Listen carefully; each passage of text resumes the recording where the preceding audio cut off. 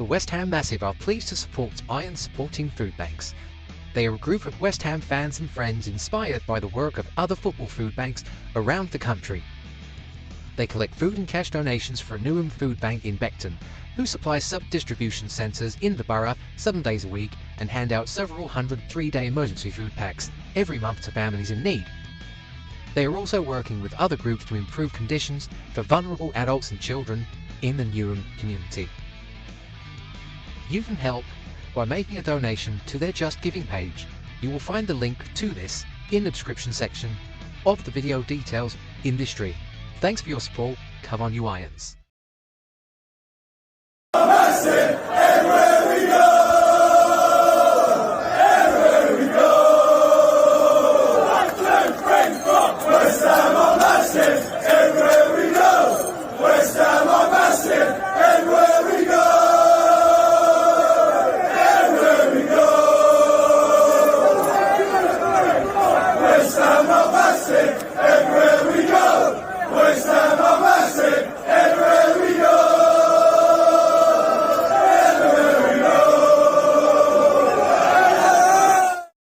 I told you I might come back. I didn't know whether I'd do it live or whether I'd do it as a recording, but to be perfectly honest with you, I enjoyed the interaction so much I thought, fuck it, I'm going to do this live. Oops, I've let a swear word out. I probably should have done the disclaimer to say if adult language offends, do not watch this. Okay, that was a bit of a slip up on my part, but from this point on, if you're going to put a complaint in, I'm not really going to be too bothered about it because you've had this warning and you stuck around. There you go. It is what it is.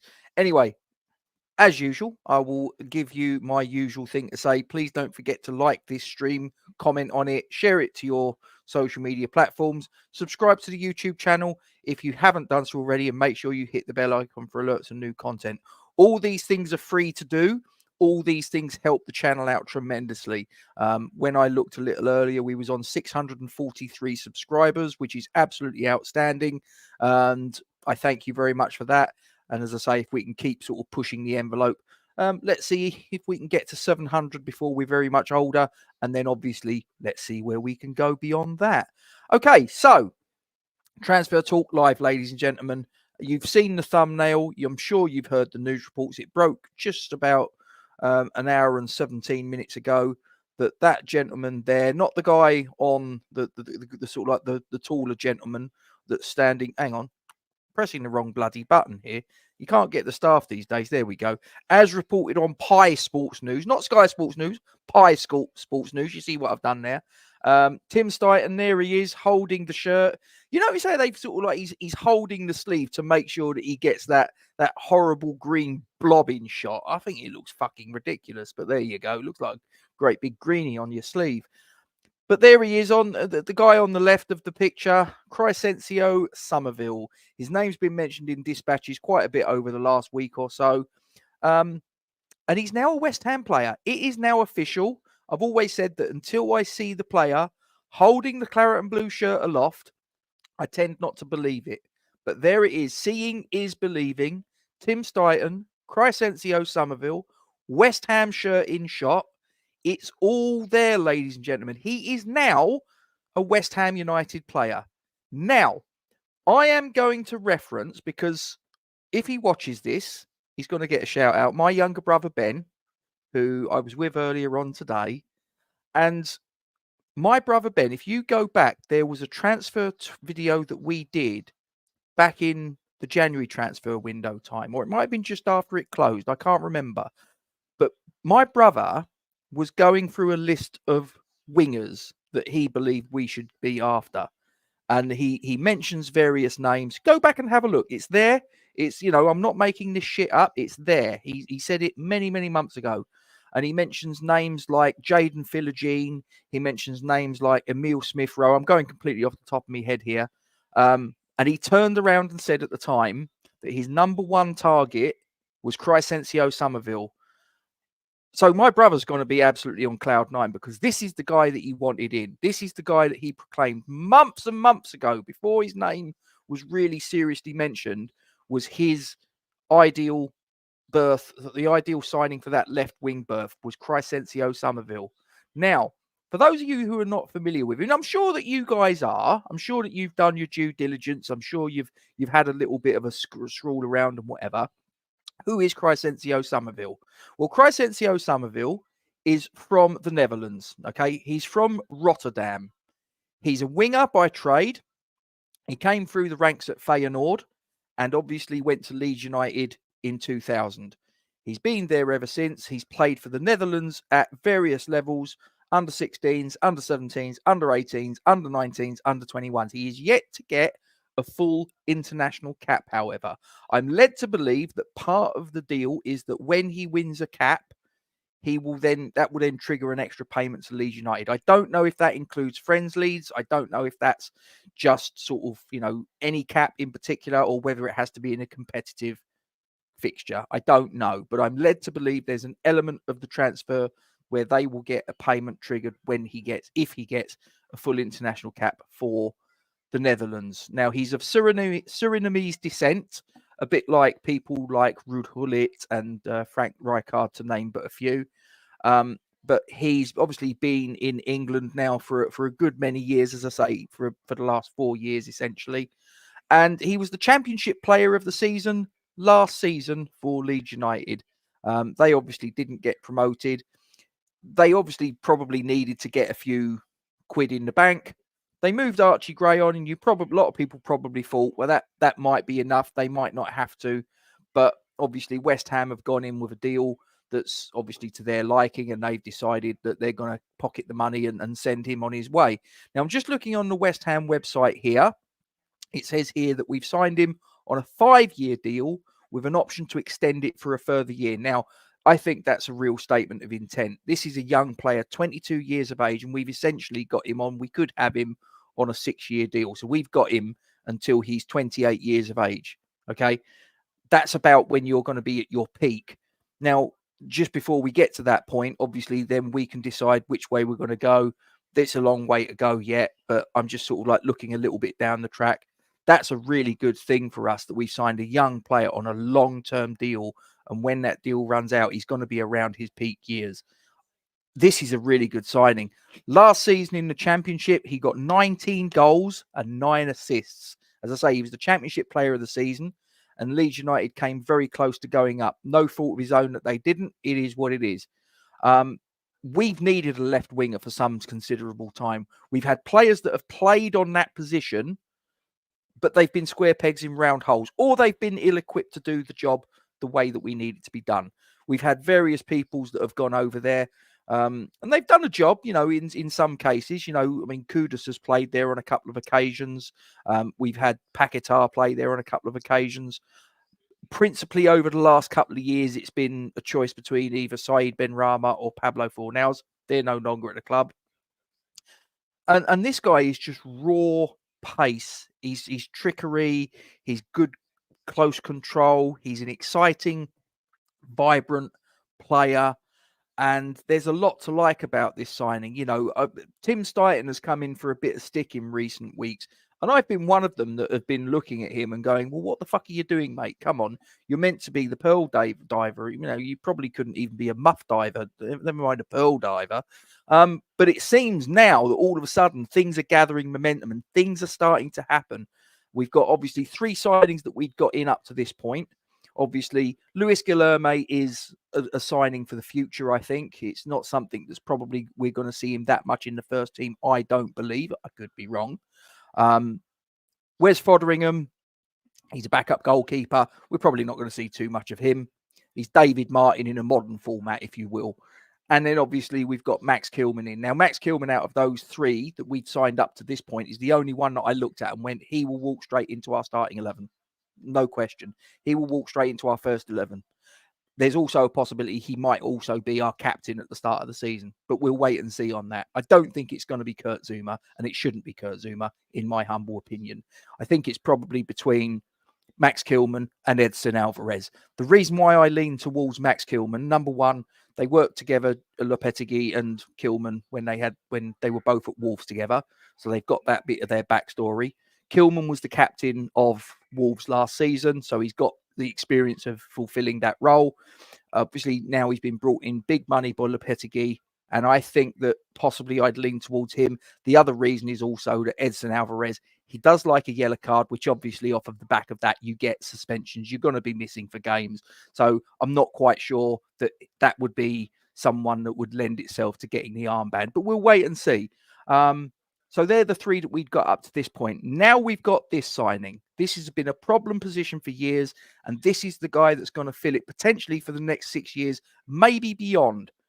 And this is a really good signing, ladies and gentlemen. This is a really exciting signing. Like I say, youthful exuberance. That's what we've needed. We need to get the average age of the squad down. He's 22 years of age, so that will help as far as that's concerned. Really, really good. Really excited about this. Just looking on Transfer Market, just a few little bits and pieces about him. As I say, his main position is left wing. That's where I think he's going to come into best effect. He can go over onto the right. He is right-footed, but obviously in the modern era, it's not like when I was growing up. The right foot was on the right, the left foot was on the left, and you got crosses in. The modern game is different. We now want to put a left footer on the right and a right footer on the left, because then the natural tendency will be that they'll cut inside, they'll get shots away. So, like I say, he's a left winger by trade, but he can be deployed on the right. We've got him in on a deal, just looking here. I've got all these tabs ready just to sort of come in. So I'm looking on at the article I've just clicked on one at random. I've got no particular affinity towards this publication, but I've just clicked it because it was the first one that come up on the Google search. This one's the Daily Mail, and it says that we've confirmed the signing of Crescencio Summerville, and it's a transfer fee of £25 million. Now, in this particular article I'm reading, this is not me making it up. I'm looking at this right here, right now. So he had 2 years on his deal at Ellen Road. He went to Leeds United for 1.3 million, as I say, in 2020. And now it was believed that we might have pulled out of the bidding because it was looking like they were trying to sort of like get 35 to 40 million, which was obviously something Sullivan wasn't going to fucking deal with that. But it looks like we've now managed to thrash it out. We've got the deal over the line. 25 million quid, personal terms, 5 years with an extra year to boot that we can trigger. As I say, it looks like there's various bonuses for, as I say, winning international caps, probably goals, assists, getting into Europe, all these things that will trigger extra payments.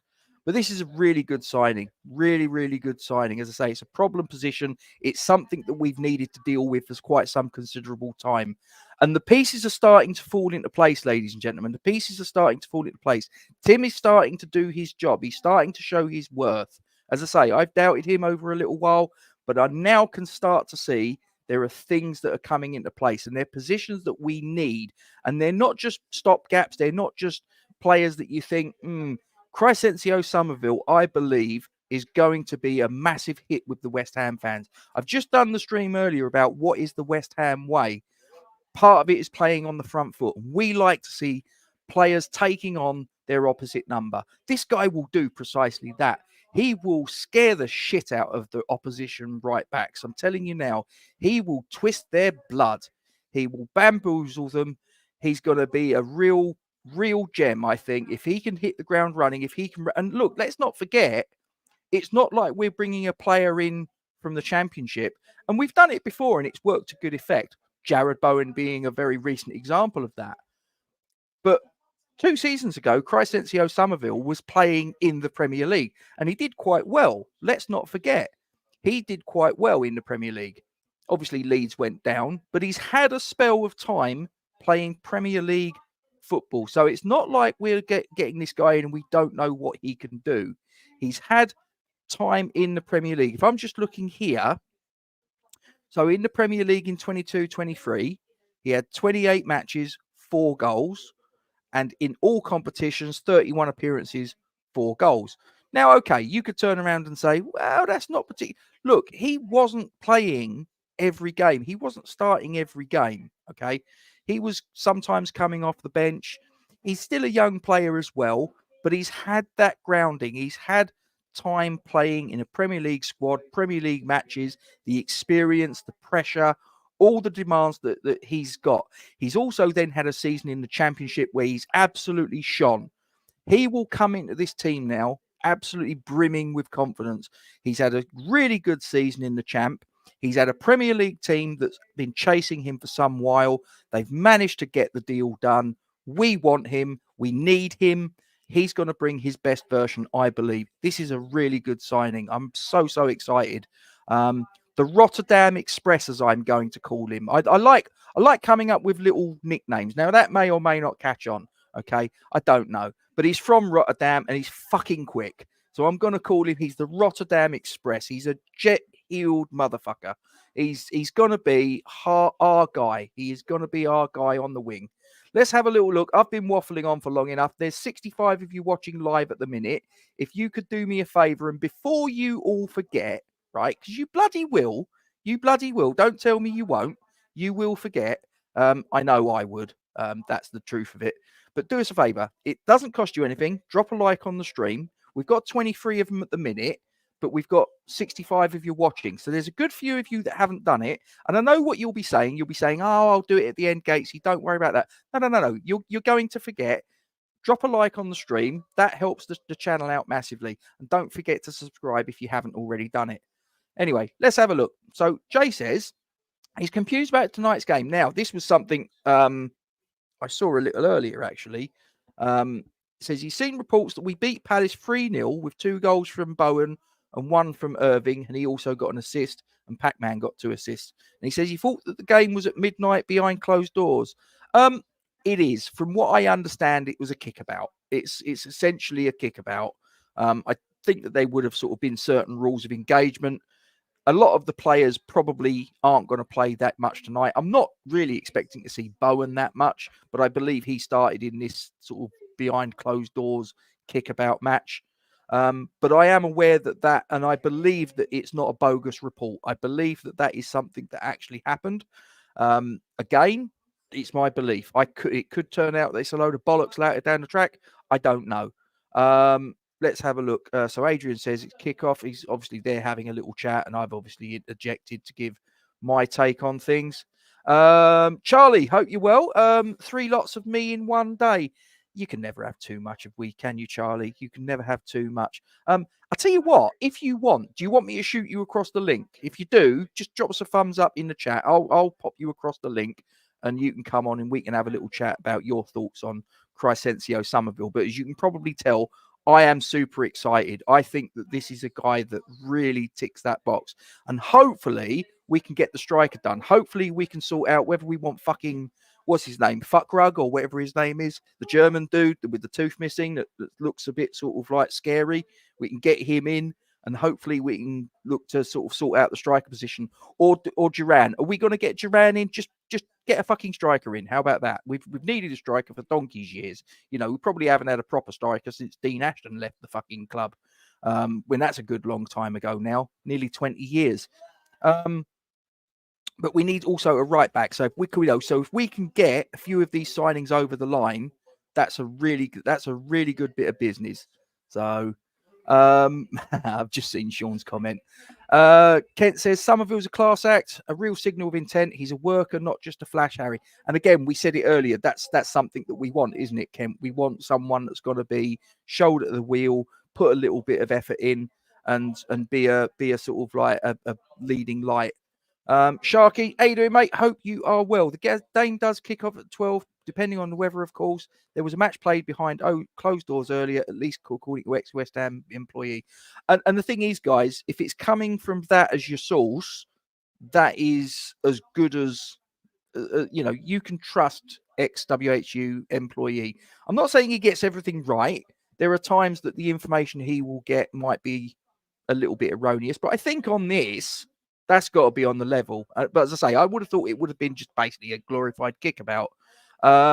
Chris, I am a sexy cunt. You love it, really. You love it. Doug, hope you're well, mate. Hope you're well. How's fatherhood treating you? Hope you're getting plenty of sleep, mate. I hope you're sort of like you're not going to sort of stir crazy and all the rest of it. And the bags under the eyes. I remember all that shit. My boys are now 21 years of age, and I feel fucking old, I've got to tell you. Summerville's a cracking signing. I believe so, mate. I honestly believe so. I think this is going to be a really good signing. And as I say, if we can get these other things over the line, if we can get a striker, if we can get right back, if we can, I mean, defensive mid's not a position that I really thought we really needed to strengthen, but it looks like Guido Rodriguez is imminent. So if we can get these signings in, there's some really good business that we're doing together. And as I say, I was critical of Tim a couple of weeks ago. I was saying, Pearl diver, he's a fucking muff diver at best. Now I've got to eat my words, and I've got to sort of go, do you know what? He's bringing home the bacon. He really is. Pitts, hope you're well, mate. Hope you are well. And he says, and he's a homegrown player. Yes, he is. I always think it's a little bit of a strange one. I'll be perfectly honest with you. I mean, homegrown player, and he's Dutch, and he came through at Feyenoord. Was it Feyenoord, or was it Sparta Rotterdam? Hang on a minute. No, Feyenoord. Feyenoord, he came through in 2018 season, although he never actually played for him. So I wonder if that's the reason. But he did have time in the Eredivisie or on loan from Den Haag. And I got to be honest, maybe I'm a little bit thick and whatever, but I do sort of sit there and go, how's he homegrown when he came through at a foreign club and he's foreign? I do sort of sit there and go, it's a bit of a strange one to me. Fresh, do pipe down, you old duffer, evening, Casey. Look, I do have a tendency to sort of rattle on. I sort of get into a rhythm and I start sort of, whatever. But listen, it's part of my appeal. It's part of my charm. And, I am what I am. I can't change who I am. I'm not even going to try. I'm too fucking old. I'm going to be sort of like heading towards 50 before I know where I'm at. Mr. Singleton, when one gate closes, another gate's open. I did warn you. I did say when I finished the last one that I'd have to do another one because obviously this is what happened, right? If any of you are watching, you didn't see the last stream, okay? So I decided to do a live stream on the back of the interview that Simon Jordan did on his Upfront podcast with David Moyes and the comment about he didn't know what the West Ham way was and he didn't believe from a conversation he had with Sir Alex Ferguson that John Lyle even could explain it, which I think is bollocks, but there you go. And I set it for 8 o'clock. I started doing the recording and then someone jumped up in the live chat and forgive me, I can't remember who it was, saying that the signing of Summerville was done and dusted. I'd already started that live stream. I looked online, sure enough, 3 minutes before the fucking stream started, so at 7:57, it was reported that Summerville was now a West Ham player. So I sort of sat there and I was like, right, okay, I'm going to have to get this out the way, and then I'm going to have to put something out about Summerville. Didn't know if it was going to be live, didn't know if it was going to be a recording. And to be honest, because I enjoyed the interaction that I did on the previous one, I thought, fuck it, let's just keep the momentum going. So here I am. Rod Fontaine, new sub here, great channel. I do appreciate that, Rob. I'm Rob, you're Rod. There we go. Rod, do appreciate you coming along. Tell your friends, share us to your social media platforms, drop a like on the stream, hit the bell, all those good things. Do appreciate it. Doug says, yes, I'm all good, getting plenty of sleep, 10 months nearly, bonkers. Mate, it goes in the blink of an eye. It really does. As I say, I can't believe that I'm a father of two 21-year-old boys and a daughter who's going to be 17 in November. It's crazy. Best job you'll ever do. Most challenging role you'll ever do. The best role you'll ever be inhabit, mate, honestly. Fresh comes in, says, is Jimmy Summerville really classed as homegrown? He is. I have read that. Didn't join Leeds until he was 19, so can't see how he qualifies. I agree with that statement. I don't know how it qualifies, but apparently he does. So I'm reliably informed. Has to be 3 straight years before his 21st birthday. Well, when did he go to Leeds? So let's try and see if we can work it out. So his birthday is the 30th of October 2001. So right here, right now, he's 22, and he went to Leeds United, according to this, on the 16th of September 2000. So I think he probably just about does, doesn't he? Unless I'm missing something. Listen, as I say, I'm informed that he is. I can't be asked to sort of go through the details. West Ham Irons, do you think is that you, Jazz? Is that you? I thought actually. Hang on, I thought I saw you flash up just a moment ago. I thought Jazz is that West Ham Irons? Is that Jazz? Can you let me know? Because if it is you, Jazz, it's not. Okay, all right, okay. I do apologise. So do I think we'll still get Duran? I do. I'll be perfectly honest. I think that going after fuck rug is a ploy, if you will, and I'm not entirely convinced that we're going to follow it through unless we know that there's no chance that Villa are going to buckle. And in that case, then I think that we'll probably go, okay, fuck rugs, our contingency plan. Okay. But I do think that possibly fuck rugs being used as a little bit of leverage to get Villa to sort of drop their price and be a little bit more reasonable in their dealings. I think that 40 million for a player who, yes, he's got Premier League experience, but can you say that he's tried and tested over a sustained period of time?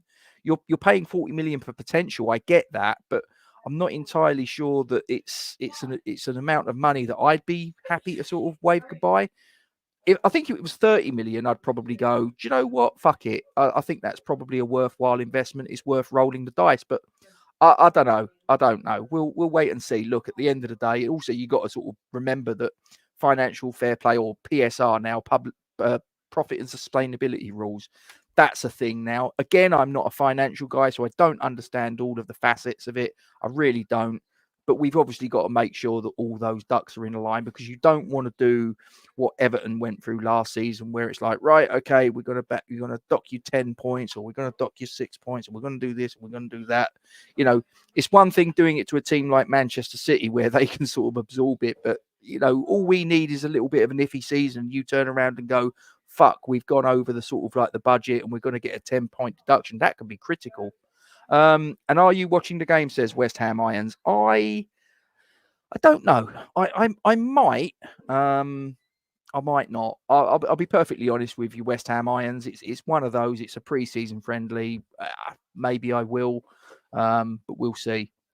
Sean comes in, says, I've heard he qualified myself. Must be a kind of weird one.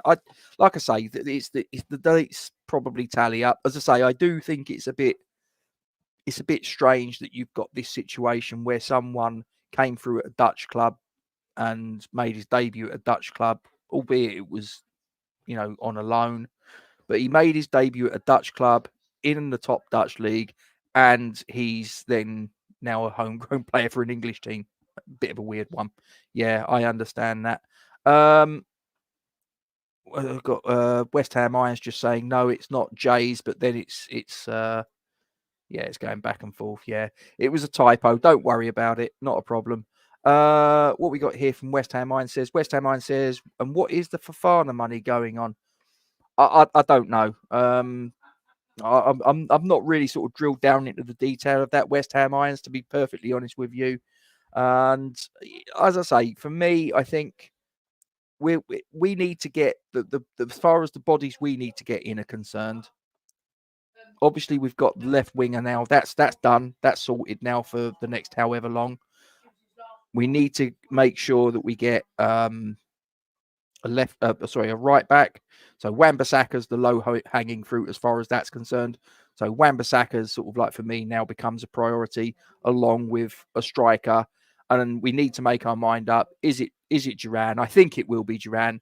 I think that what will happen is I think that there'll be a deal done, and it will be after the Villa game. I think, because as I said this before, I think that the embarrassment level that would go in the direction of Aston Villa, even if we turned around, right, let's just suppose that David Sullivan reached into his back pocket, got 40 million quid, slammed it in cash on the table and went, we want your fucking striker, right? If that striker then comes in and scores the winning goal against the team that he's just left, how does that look optically? I think that would go really badly wrong. Hold on. We've got YouTube West Ham royalty in the chat. Nick, hope you're well. If you want the link, let me know. I'll shoot it across to you and we can have a chat. He says, I badly want Duran, but if fuck rug comes in, I'll still be excited, but I'll be ecstatic if we get Duran. I think we will. I do think that we will get Duran. I think that fuck rug is leverage. Fuck rug is a backup plan. And as I say, if in a pinch we have to utilise him, I don't think that it's just a ploy and that we wouldn't sign him if push came to shove. But I think that the end game really is to get John Duran in. I think 40 million quid, as I say, is bad. I think that's too much. But I think that there's because I think we want to pay 30 million, they want 40. So is it too simplistic of me to turn around and say, okay, right, can't we just agree? You want that, we're sort of offering that. Let's meet in the middle. Let's meet in the middle. I'm guessing you. So I'll tell you what I'm going to do, Nick. I'll tell you what I'm going to do. If you want to come on, I will shoot you the link now on WhatsApp. If you want to come on, you are more than welcome. And if you are doing other things and you're just sort of chilling out, then you don't have to. It's not a problem either way. It's just that as a courtesy, since you are there, I will shoot that across to you. And if you want to chew the fat over what you think about Crescencio Summer, I'm super excited, mate. I can't lie. I think that is a superb signing. Oh, hang on. No, you can't. Okay, no, that's fine. That's fine. It's fine. I thought I couldn't work out whether you could, whether you couldn't, or whatever. I thought I'll just send you the fucking link and then you can make your mind up. He's watching a shit film with the missus. Listen, don't you tell her, mate. Honestly, she will have your fucking guts for garters. Honestly, it must be a shit film. It must be a shit film if you're watching me, for fuck's sake. But I'm guessing you're gonna be excited like I am about the signing of Summerville, and I'm really getting a good vibe now because I think that we're gonna start getting a bit of traction about getting these deals done. West Ham Mind says we got Rodriguez. That's a free. It is. Oh, hang on, I've just had a message come through. Just hold on. Let me just respond to that. 3 p.m. I'll tell you what. Just bear with me, because I've just been asked a very important question by someone.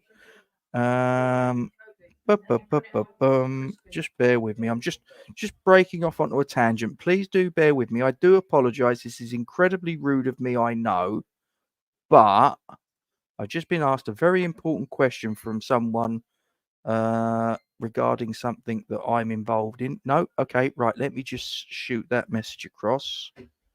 3 p.m. Okay. Right. Okay. So where am I? Okay. Apologies for that. Apologies for that interlude. But this is the live stream. This happens. Lick says Summerville is an exquisite signing. 6-year deal, Nick. Well, it's 5 plus an option for an extra one. So by the time he hits the end of the deal in its current format, if we trigger the extension, he's 28 years of age. He's in his prime years then for me. But yeah, I'm really excited. We've needed that position dealt with, same as striker, for a good couple of years. So this is good. And as I say, if we can get those other bodies through, superb. West Ham Irons, I think Duran and Fulkrug could happen. I'm not convinced we're going to get both of them. I think it's one or the other. I think if we manage to sign Fuckrug, or if we manage to sign Duran, then I think that the deal for the other one is done. That's not going to happen. I'm not convinced that we've got the finances. I'm not entirely sure. Again, look, I'm not an accountant, right? I've got other strings to my bow. I'm not an accountant. I don't know all the inner workings of what money we've got and what we have to do to balance the books. But I just sort of sit there and go, we probably don't. And in essence, do we need Duran and Fuckrug? Because let's look at it, right? We've still got Danny Ings. We've still got Michael Antonio. Bowen can play there. I think Kudus could play there at a push. Paquetá could play there as a false nine. I mean, West Ham Irons, you're saying we want 4 strikers. Well, I've just named a couple of guys that essentially could fill that berth. So I'm not entirely convinced. I mean, look, if it happens, fine, not a problem. But I do sit there and go, I think it's going to be either fuck Rug or it's going to be Duran. I don't see us getting both in. I really don't. Nick, appreciate that, mate. He goes on to say, hit the like button, ladies and gents. Really helps when again. Look, Nick knows. He's built his own YouTube channel from the ground up. He knows that simple thing, right? You might sit there, right? There's 73 of you watching right now, okay? And you probably are all sitting there thinking, what fucking difference does it make if I like the stream? Do you know what it does? It somehow triggers, and I'm not an IT buff, so I don't know how the fuck this works, but it does something in the background as far as YouTube's algorithm is concerned. And it will then filter this content over to people that probably are subscribed to other YouTube channels, probably subscribed to Nick's channel, if in truth. But it will sort of like push the content of this channel in the direction of people that aren't currently subscribed, and they look and they go, oh, fucking hell, West Ham massive. Who's this cunt that's fucking waffling on? Oh, right, okay, he seems mildly entertaining. Oh, bollocks, I'll subscribe. Whereas if you don't do that, that doesn't happen. So, as he says there, it's not for vanity, right? And I'll be straight. This channel's a pissant channel, right? Okay, I've got less than 700 subscribers right here, right now. I am not West Ham Fan TV. I'm not Hammers Chat. I'm not even Claret and Booze. Okay, and probably I never will be, right? But that's fine. I walk my path and I do what I can when I can, and when I can't or I can't be asked, I don't fucking do it. So I'm just like, yeah, it's for me. It's not vanity. I do this at a cost. Right, I don't earn fuck all from you. Anyone that sits there and think I'm on an earner from YouTube, mate, I have to be on 1,000 subscribers for that to happen in the first place. And even if you have 1,000 subscribers, you're going to earn pennies. I have to do something. I have to pay for something called StreamYard. That's a cost. This isn't vanity, as Nick says. Nick, I'm telling you now, anyone that works on running a YouTube channel, and especially one at a level like Claret and Booze, for example, the time, the effort that you have to put in, it's absolutely ridiculous. And before I started doing this shit, I didn't appreciate it. I now do. So yeah, do us a favor, put a like on the stream. If you haven't subscribed, please do. None of these things will cost you anything. They won't cost you a copper coin. So please don't, if anyone's sitting there going, oh, I don't want to subscribe because I'll start getting spam emails, or I'll get something taken from my bank account, or I'll start getting phone calls from Nigeria or India wanting my bank. You're not going to get any of that. It won't hurt, honestly. Just hit subscribe. What's the worst that could happen? Rod comes back in, says, can't wait for the new season. Decent football for the first time in years. Absolutely. I'm looking forward to it, mate. Fingers crossed we're not all going to look like a bunch of complete cunts, and we're then going to be sort of in a couple of months sort of like knocking on David Moyes' door and begging him to come back. Jesus Christ. Could you imagine? West Ham Iron says, so Ings, Duran, fuck Rug, Antonio, or alone. As I say, I think you've also got to factor in, like I say, Bowen can play there, Kudus can play there, Paquetá can play there. Paquetá can play as a false 9, right? So I'm not convinced we need fuck Rug and Duran, okay? But already subscribed, appreciate that. West Ham Irons, you're a good person, appreciate it. Claret and Booze are also watching the game as well, absolutely. Fuck Rug is worth subscribing alone, genius.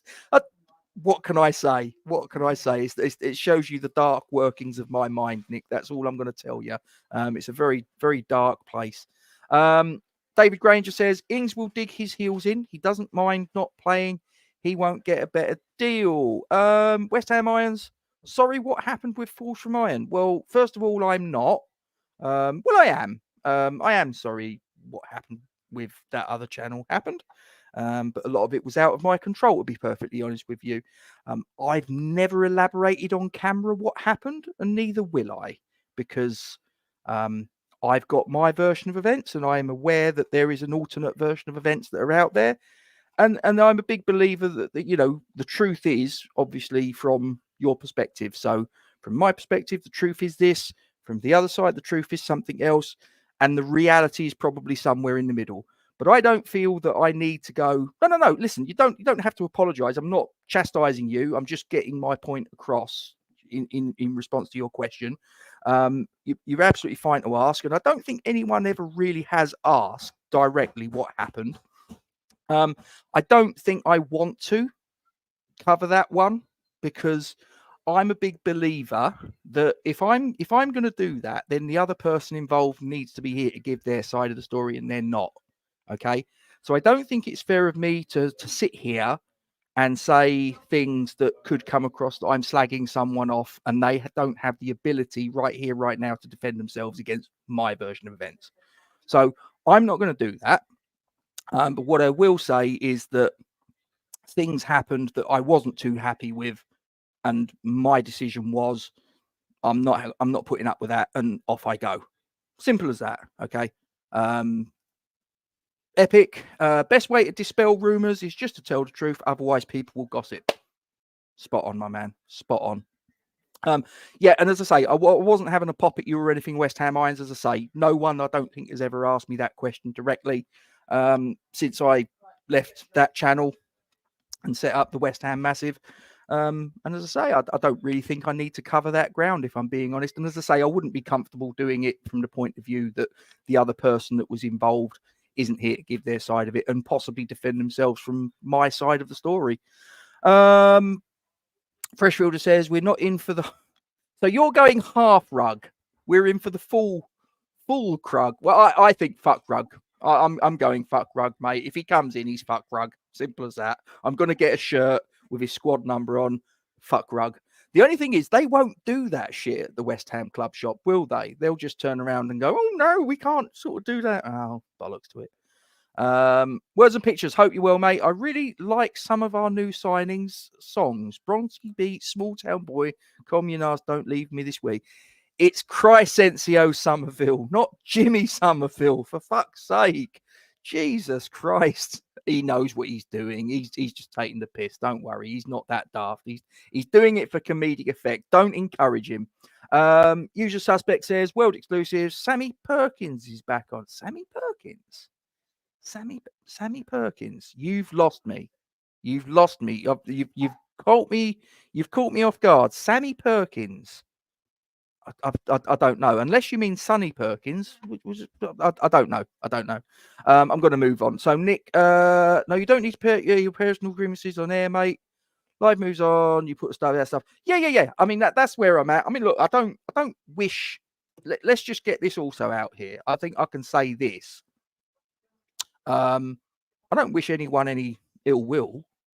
I'm just like, okay, that happened, and I'm not happy with what happened and how it unfolded, and I've taken myself away. I don't wish anyone bad. I don't sit there and wish, anything bad of my previous channel and my previous co-host or anyone involved. As far as I'm concerned, I'm in a better place. I'm happy. I do what I want. I've got my own channel. I ain't got a sort of, I can do it. I can not do it. It's completely up to me. It's completely flexible, and everybody moves on. So yeah, that's pretty much where I'm at, really. But as I say, I don't want to go into it simply because, like I say, it's not fair on the other person involved. They're not here to defend themselves, and what's the point? We are where we are. It's over a year since, over a year, there or thereabouts. It's about a year since it all kicked off. So I'm just like, yeah, bollocks to it. Yeah, it was bad on my part. I realized I used to watch that channel. Listen, and I'm not saying don't watch that channel. I'm not saying don't watch that channel. Absolutely not. If you want to watch, my previous home, then you feel free to do it. It's not a problem at all, mate. That's not a problem at all. Claret and Blues, Nick says, unless it's about Moyes, that was a personal grievance. He was an absolute fuck rug. Absolutely. And stained with all sorts of bits and pieces, which you probably would find on, bodily fluids on a fuck rug. So, what can I tell you? Prefer Communard's version of Never Can Say Good Crescencio. Oh my word. What have you done, Sean? Honestly, what are you doing? Dear oh dear. Usual says Freshfielder told me it's all his fault. Words and pictures. Life is seasonal. Seasons come and go. All good. Start a new season. Enjoy. Perfect. Happy days. Fresh says evening to usual. E7 Hammer. Hope you are well. He's hiding there. He's kept a low profile, but he's in the building. Evening, mate. Hope you are well, says usual. We've then got Epic says if Moyes was here, we'd give Summerville the good old Ben Rama treatment, 10 minutes here and there. Do you think he'd have signed Crescencio Summerville? I know that maybe he didn't have full control of all signings, because hence Tim Stighton's role. But yeah, I'm not entirely sure we'd have even signed Crescencio Summerville with the previous incumbent of the hot seat. Nick's saying, all right, to Louis, West Ham Irons, what centre back do I want? Right, okay. Well, you guys can get involved in this. What centre back would you like to see alongside Max Kilman? I think that, I say Max Kilman's going to walk straight into that starting 11. We're not going to spend 40 million quid on an English centre back and stick him on the bench, right? So he starts. Very likely on the left of a centre-back pairing, if we're going to go with a back line containing 4 individuals, which we probably will. He could play 3 at the back. I don't think that... Now, before I go into that, wow, yeah, that I'd take that. But then I'm also a big believer in the old saying, never go back. Never go back, because it's never quite the same, is it?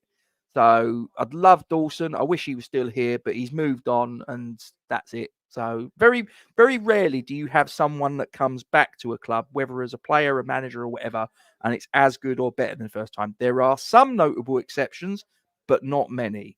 I think Tony Cotty's best spell was in his first spell. Not saying his second spell was shit, but his first spell was by far the better. Howard Kendall went to Everton 3 times as manager. His first time was when he won the league titles, the FA Cups, the European Cup Winners' Cups. Second and third time, I think you'll find he was fighting relegation most of the time. Doesn't quite work out usually the second time, so don't go back. Centre-back, who would I like?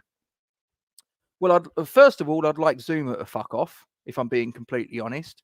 But who's going to take him with his peanut brittle knees? Nobody with any fucking intelligence. I think Aguirre I'd like to keep, but if Aguirre's sort of to be believed, the noises that he's sort of sounded off lately is that he wants to get the fuck out of Dodge, which is a shame. I could have understood it if that was the narrative that he was putting forwards because David Moyes was still in the building. I'd kind of go, okay, I can get on board with that. I can understand. You want to play a little bit of football. You want to be a bit further up the pitch. You're being told by the coach, the manager, that he wants you to play this way, and you're pissed off with it. And I completely understand. But I think Lopetegui's going to use him in a completely different way. So I'm a little bit sad that he's still wants to leave the club, if he still wants to leave the club. And he may have changed his mind. He may have softened his position. If he does, I think he's a top quality footballer. I do think he's capable of the odd Rick, but I would, if it was a choice between keeping Zuma or Aguirre, we got to let one of them go. I'd like to let Zuma go. The problem is no one's going to fucking take him. No one is going to give us... The only way we could get rid of Zuma is we would have to pay his contract up and fuck him off, right? And that's going to be money that will come out of the transfer budget. So is that going to happen? Not entirely convinced. So it'll probably be Aguirre that moves on. You've then got Mavropanos. Could he be the centre-back pairing? Maybe. I don't know. I mean, there's so many different things. You know, if you're asking me who I would like, well, I'd quite like. Who's the player? There is a centre back that I would like, but we would never get him in a month of Sundays. Ruben Diaz. I'd love to get him, but that's completely unrealistic. Like I say, your question was what centre back would I like? You probably should have prefixed it with realistically, because I am a pedantic cunt. I will take your question completely literally. So if you was to say to me, what striker would you like? I'd probably turn around and say someone like Robert Lewandowski. It's never going to fucking happen, but that's who I'd like. But yeah, I mean, centre-backs, I don't know. I mean, look, there's a lot of... I've not got an in-depth encyclopedic knowledge of Serie A, of La Liga, of Ligue 1, of the Bundesliga, all of those things. That I watch Premier League football because I think it's the most exciting football. Might not be technically the best, but it's the most exciting football league to watch. So I look at Premier League players. A lot of the players that come in, a lot of the players that we're linked with, I'll be completely honest, half of them I've not fucking heard of, right? So what I do is I will go onto the usual resources. I'll go on to Transfer Market. I'll go on to Wikipedia. I'll have a look on YouTube. I'll gen up on them and I'll make a sort of like as informed a decision as I can make on whether they're a decent prospect or whether they're a dud. Let me have a little look. I've gone off on another fucking tangent. I'm really sorry, guys. I do this often. You regulars will know I go off on a tangent quite frequently. But you guys that are coming in after the fact, you're probably going to sit there and go, fuck me, this guy can't concentrate on anything. I can, but it's like, inside my head, I'm spinning plates. There's lots of things that are going on at the same time. And I'm over here and I'm over here. And that's just the way it is. Tadebo's been left out of the Nice squad again. Do you know what? Again, I don't have an in-depth knowledge of this guy, but obviously we want him, but he wants to go to Juventus, but Juventus haven't got the money that Nice want, and Nice would prefer him to go to West Ham because of the financials that are on offer. So it's a really weird one, isn't it? So the player doesn't want to come to us, or it might not be that he doesn't want to come to us, and I can kind of get it because it's like in terms of the reputation. Look, West Ham are a big club. But Juventus have a certain allure to players around the continent. They are one of the biggest teams of Italy. They've won multiple European Cups, league titles, all the rest of it. We don't have that. So I can kind of understand why he's looking over and going, oh, Juventus, that looks quite appealing. West Ham, thanks, but no thanks. But then we're the ones that are putting cash on the table as far as the club is concerned. And Nice, I think, are in a little bit of financial shit. So they obviously want to get the coins in.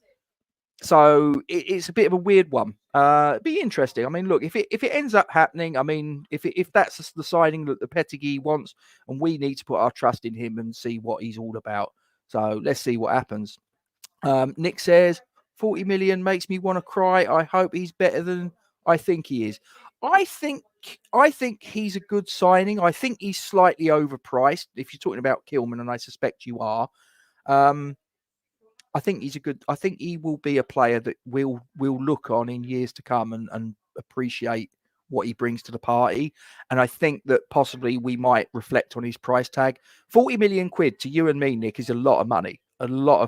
But I think that when his time at West Ham is done, hopefully, and I'm saying this touching wood, Nick, I could be wrong, but I'm saying it touching wood. Hopefully we'll look back and go, that was 40 million well spent. Fingers crossed. We could just pay Zuma to leave like we did with Wilshere. I did mention that a little earlier, Epic, and maybe I mentioned it after the comment. I don't know. That's the only way we could get rid of him, to literally just hand him the remainder of his contract and say, can you just fuck off, please? But the problem with that is that, like I say, that money would, I'm led to believe, be deducted from the transfer budget. So do we want to rob Peter and feed Paul? I don't know. Sniper's nightmare. The sniper's nightmare, Nick. The sniper's nightmare. You've lost me. Sniper's nightmare has to be shifted. Who's that? Is that Zuma you're referring to? I'm guessing it is, Nick. As I say, you've stopped me in my tracks. You'll have to forgive me. Bring back Bill Green or Eddie Bovington. I met Eddie Bovington just before Christmas, before last. It was the boys of 93, the promotion team of 93. He wasn't in it, obviously. He was, long since retired by that point. But he was at that evening, and I went up to him and I said, excuse me, you Eddie Bovington? He looked so taken aback that I even knew who he was. He was like, yeah, I am actually. And I was like, do you mind if I get a photograph with you? I'd really appreciate it. I'm standing there with a guy that rubbed shoulders with legends of the game, the all-time England legend of the game, Bobby Moore. And I'm like, yeah, I want to get a photograph with you, mate. And he was sort of like quite taken aback by it. Unless I'm mistaken, we paid Wilshere 75% of his remaining contract to get rid of him. We did. You're absolutely correct. West Ham Iron says, by the way, the goal scorers in the behind closed door friendly, Bowen, Cornet and Ings. I thought someone put in the chat earlier, it was Bowen with 2 and Irving with 1. Look, it doesn't really matter. Wasn't even friendly from what I'm led to believe. It was a kickabout, jumpers for goalposts, that sort of shit. Trouble is, Aguirre and Kilman are both lefties, says Michael. Well, here's the thing: how many times have there been centre back pairings that have been 2 righties, and it works? So what's the difference? For me, what is the difference? If you get 2 righties paired together, which happens quite a lot, because left-footed centre-backs aren't at a premium. They are not growing on trees. So it actually happens quite often that you'll have 2 right-footers, but one of them is more comfortable on the left than the other. A case in point being Craig Dawson. Craig Dawson really didn't like playing on the left. He was right-footed. When he was shifted over to the left, he didn't like it. When he was partnered with Kurt Zouma was right-footed. So one of them had to move over, and invariably it was Kurt Zouma. I'd have actually quite liked it if he'd have moved over quite a bit further to the right, like off the fucking pitch to the right. Anyway, Nick comes in and says, although, did you see the quote from Ivan Toney? Zouma is the most terrifying centre-back he has come up against. He used to move to the other centre-back. Haven't seen that. And I don't know, is he talking about Zouma in his Chelsea days or something like that? No, he probably isn't. He probably is talking about his time at West Ham, because obviously the time that he would have been referring to when Brentford were in the Premier League, Zouma was at West Ham. I get that. I don't know about terrifying. I think he's blowing smoke up his ass there, mate. I mean, the thing that terrifies me about Zouma is when he's on the fucking team sheet. I can't lie.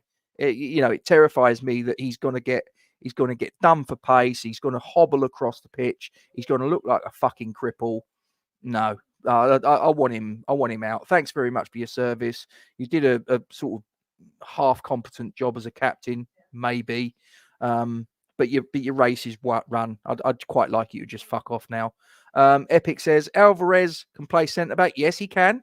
Now we have Guido Rodriguez, who is arguably a better DM than Alvarez. Again, I don't have the depth of knowledge that you seem to have there, Epic. So I'm gonna acquiesce to your superior knowledge and say, okay, that's an interesting concept.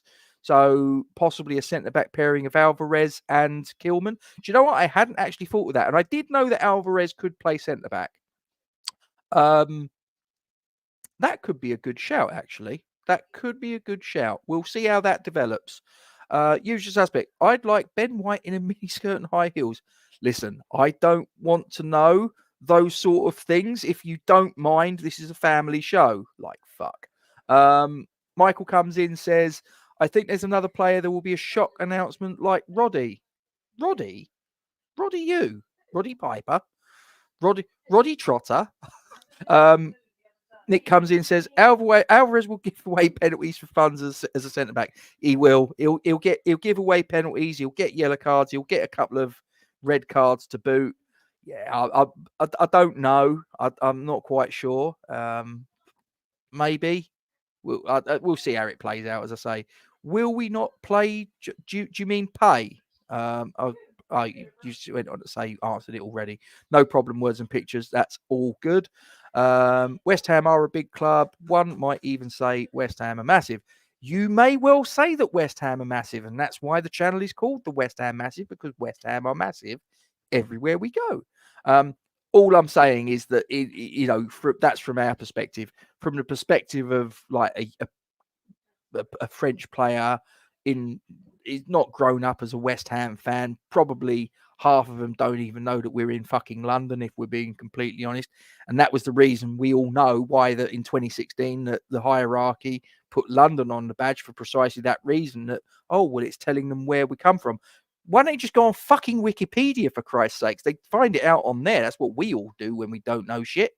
But there you go. Fuck around with a badge. Why not? Upset all the fans. Yeah, not a problem. Cunts. Usual suspect. I watched him in the late 1960s. What? Eddie Bovington. As I say, really nice guy. Really nice guy. Super shocked that I even had a clue who he was, because he probably retired before I was even conceived, let alone born. But yeah, I went up, had a photograph with him. He's a really, really lovely gentleman. I think I remember, wasn't he the guy that he was the ex-West Ham player that had the problems with fans that were sat around him, causing a bit of a rumpus and causing him all sorts of ag. And I'll be honest with you, I think that's absolutely diabolical, because that's a guy that played, I can't remember if he played in the 64 and the 65 cup winning teams, or whether he played in one, not the other. But anyway, he was round that era, and he might not be a legendary West Ham player in the sense of a Bobby Moore or a Trevor Brooking or a Billy Bonds or a Paolo Di Canio, but he was part of a legendary team. Yeah.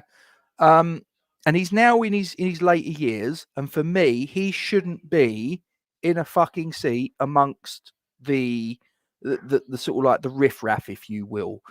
He should be, and all those ex-West Ham players of that sort of generation should be in an executive box, getting 5-star treatment, getting drinks, getting a free program, getting fucking red card treatment. But as usual, David Sullivan, absolute fucking shit show. And don't get me started on these concessions, because we could be here for hours. We could be here for hours. I will go to town on what I think of that cunt for what he's done there.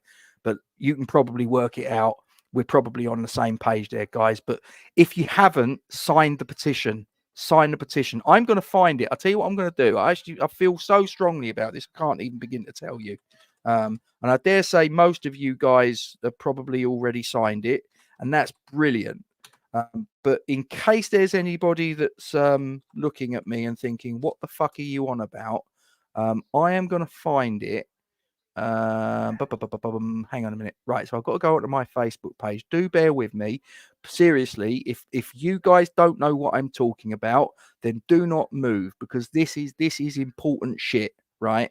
This is an attack on West Ham fans that probably in some cases aren't even conceived yet, right? So if you're a West Ham fan, and presumably you are because you're watching a West Ham fan YouTube channel, gone 10 o'clock on a Saturday night, right? This is something you need to know about, because this is not good, right? They're fucking around with concessions, so that's elderly people, but it's also young kids. Now, this is where, and I don't know if you're still there, Nick, right? But Nick and I have had a conversation, and I know that Nick did a stream a little while ago, and the numbers have bumped up since. But I think when Nick did the stream, I think there was 8,000 signatories. I'll tell you what, I'm going to see if I can share this, right? Bear with. This is honestly, this is important shit. So don't fuck off. Don't leave me, right? You need to stick around. And if anything, you need to try and get a few other people on this. And not for my channel, not for me, for the fucking club, right? Have a look at this, right? So that is the change.uk or change.org, right, page with the petition on. Now, you stop and think about this. This is a fucking sad indictment of where we are at, right? We've got a 62,000 seater stadium. We've got 54,000 season ticket holders. That petition's been going for, I don't know how long now, but quite a while. 14,739 signatures. Really? That's piss poor. I'm sorry. That is piss poor, right? So what I'm going to do, for those of you that are watching, that maybe this has passed you by, right? And that's fine. That is absolutely fine. But what I'm going to do, I'm going to share the link in the chat. And what I want you guys to do, not for me, but for your granddad, for your son, for your daughter, for the generations that are yet to... Oh, I can't. The link's too long. I think the link is too long. Right. I don't think that's going to work. Right. So can I delete that? Yes, I can. Look, I'll tell you what, guys, if you could, what I'll probably do is I can't put it in the chat, I don't think. Is that going to work? Probably not. But look, you can see it there, okay? If you just go to Google, if you put in change.org, West Ham concession ticket protest or whatever, but that number needs to go up, ladies and gentlemen. I can't stress it enough. 14,739 for a club of our size, and for a club of the fans that turn up to London Stadium. It's like we're just sort of like sitting back and going, I don't give a fuck about that. I'm all right, Jack. One day you will care. If you don't care now, right? If you don't care now that elderly people are being put up in the fucking gods and being asked, look, I'm as far back in the stadium as you can get, right? I'm as far back in the stadium as you can get. There is no one behind me that is still in the stadium, right? I am in the gods. I'm in the nosebleed seats. I'm 48 years of age. My left knee's fucked. That's a journey. That is a real fucking slog of a journey. Now, just imagine that you're asking someone that's 30 years older, and both knees are fucked, and your ankle's fucked, and your back's fucked, and you're making that journey, right? Now, let's just imagine that that's you 30 years from now, or that's your granddad now, or someone that means something to you. This is terrible. This is terrible, and they won't stop here. If they can take the inch as far as this is concerned, what's next? The mile, right? Who knows what they're going to do? It's all about that.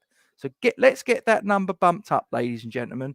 Honestly, I'm super passionate about this, and I'm really disappointed that we've only got less than 15,000 signatories, bearing in mind that we've got 54,000 season tickets. Now, we all know that some of them are tourists. We all know that some of them aren't dyed-in-the-wool West Ham fans. But I reckon there's probably a hardcore element of 30,000 at least West Ham fans that go week in, week out to London Stadium. Those people should be signatories on this. I can't believe it. I really can't. Anyway, let's get back on topic. But seriously, guys, please, if you only take one thing out of this stream, make it that. Freshfielder says, what position did Alvarez and Rodriguez play when they were at America in Mexico? My understanding was that they played as CDMs in the same way that Rice and Souček played as a partnership back in the day. Michael says, Souček as a centre-back, if only he could pass. He can't pass water, mate. Fresh, one answered the phone and the other one delivered. Nice one. Chris, hope you are well.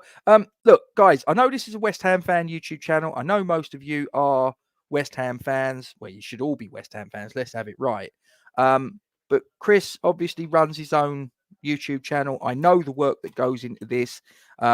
Even if all you do is subscribe and give the odd comment, the odd like, maybe share his channel with a Leicester fan that you know. Go and help him out. So just sort of drop a subscribe on, share his channel URL maybe with a Leicester fan that you've got in your life. He's a really good guy, and Chris, it's nice to see you there, mate. We'll have to catch up sometime soon. Stephen, hope you are well, and I apologise for mentioning Ron Greenwood and John Lyle in the same sentence as our former manager, who used to play for Celtic, used to manage Everton. You know that guy. I'm not mentioning him in the same name. I'm doing it for you. But yeah, he says spot on. Spot on, King London. Same cunts that took the castle off our badge. Do you know something? Right, I'll tell you what. Since you bring it up, I'm gonna sort of give my take on this. The castle, I mean, that was only introduced on our badge in 1964, I want to say. So it wasn't on the badge right from the get-go. The badge has always been. I mean, what's synonymous with the badge is always the crossed hammers. So if they were if I'm just speaking hypothetically here, Stephen, so bear with me. If they were going to strip the badge down from what it was, let's suppose they got rid of the hammers and they left the castle. That wouldn't work. We're not the castles, we're the hammers, the irons, right? So the non-negotiable would be the crossed hammers. Would I like the castle reinstated? Yeah, I probably would. Maybe I'm a little bit nostalgic like that. But the word London is just like there's no other London club that has that on their badge. Chelsea doesn't have London on their badge. Tottenham doesn't have London on their badge. Arsenal, Brentford, fucking Leyton Orient, none of them say London, right?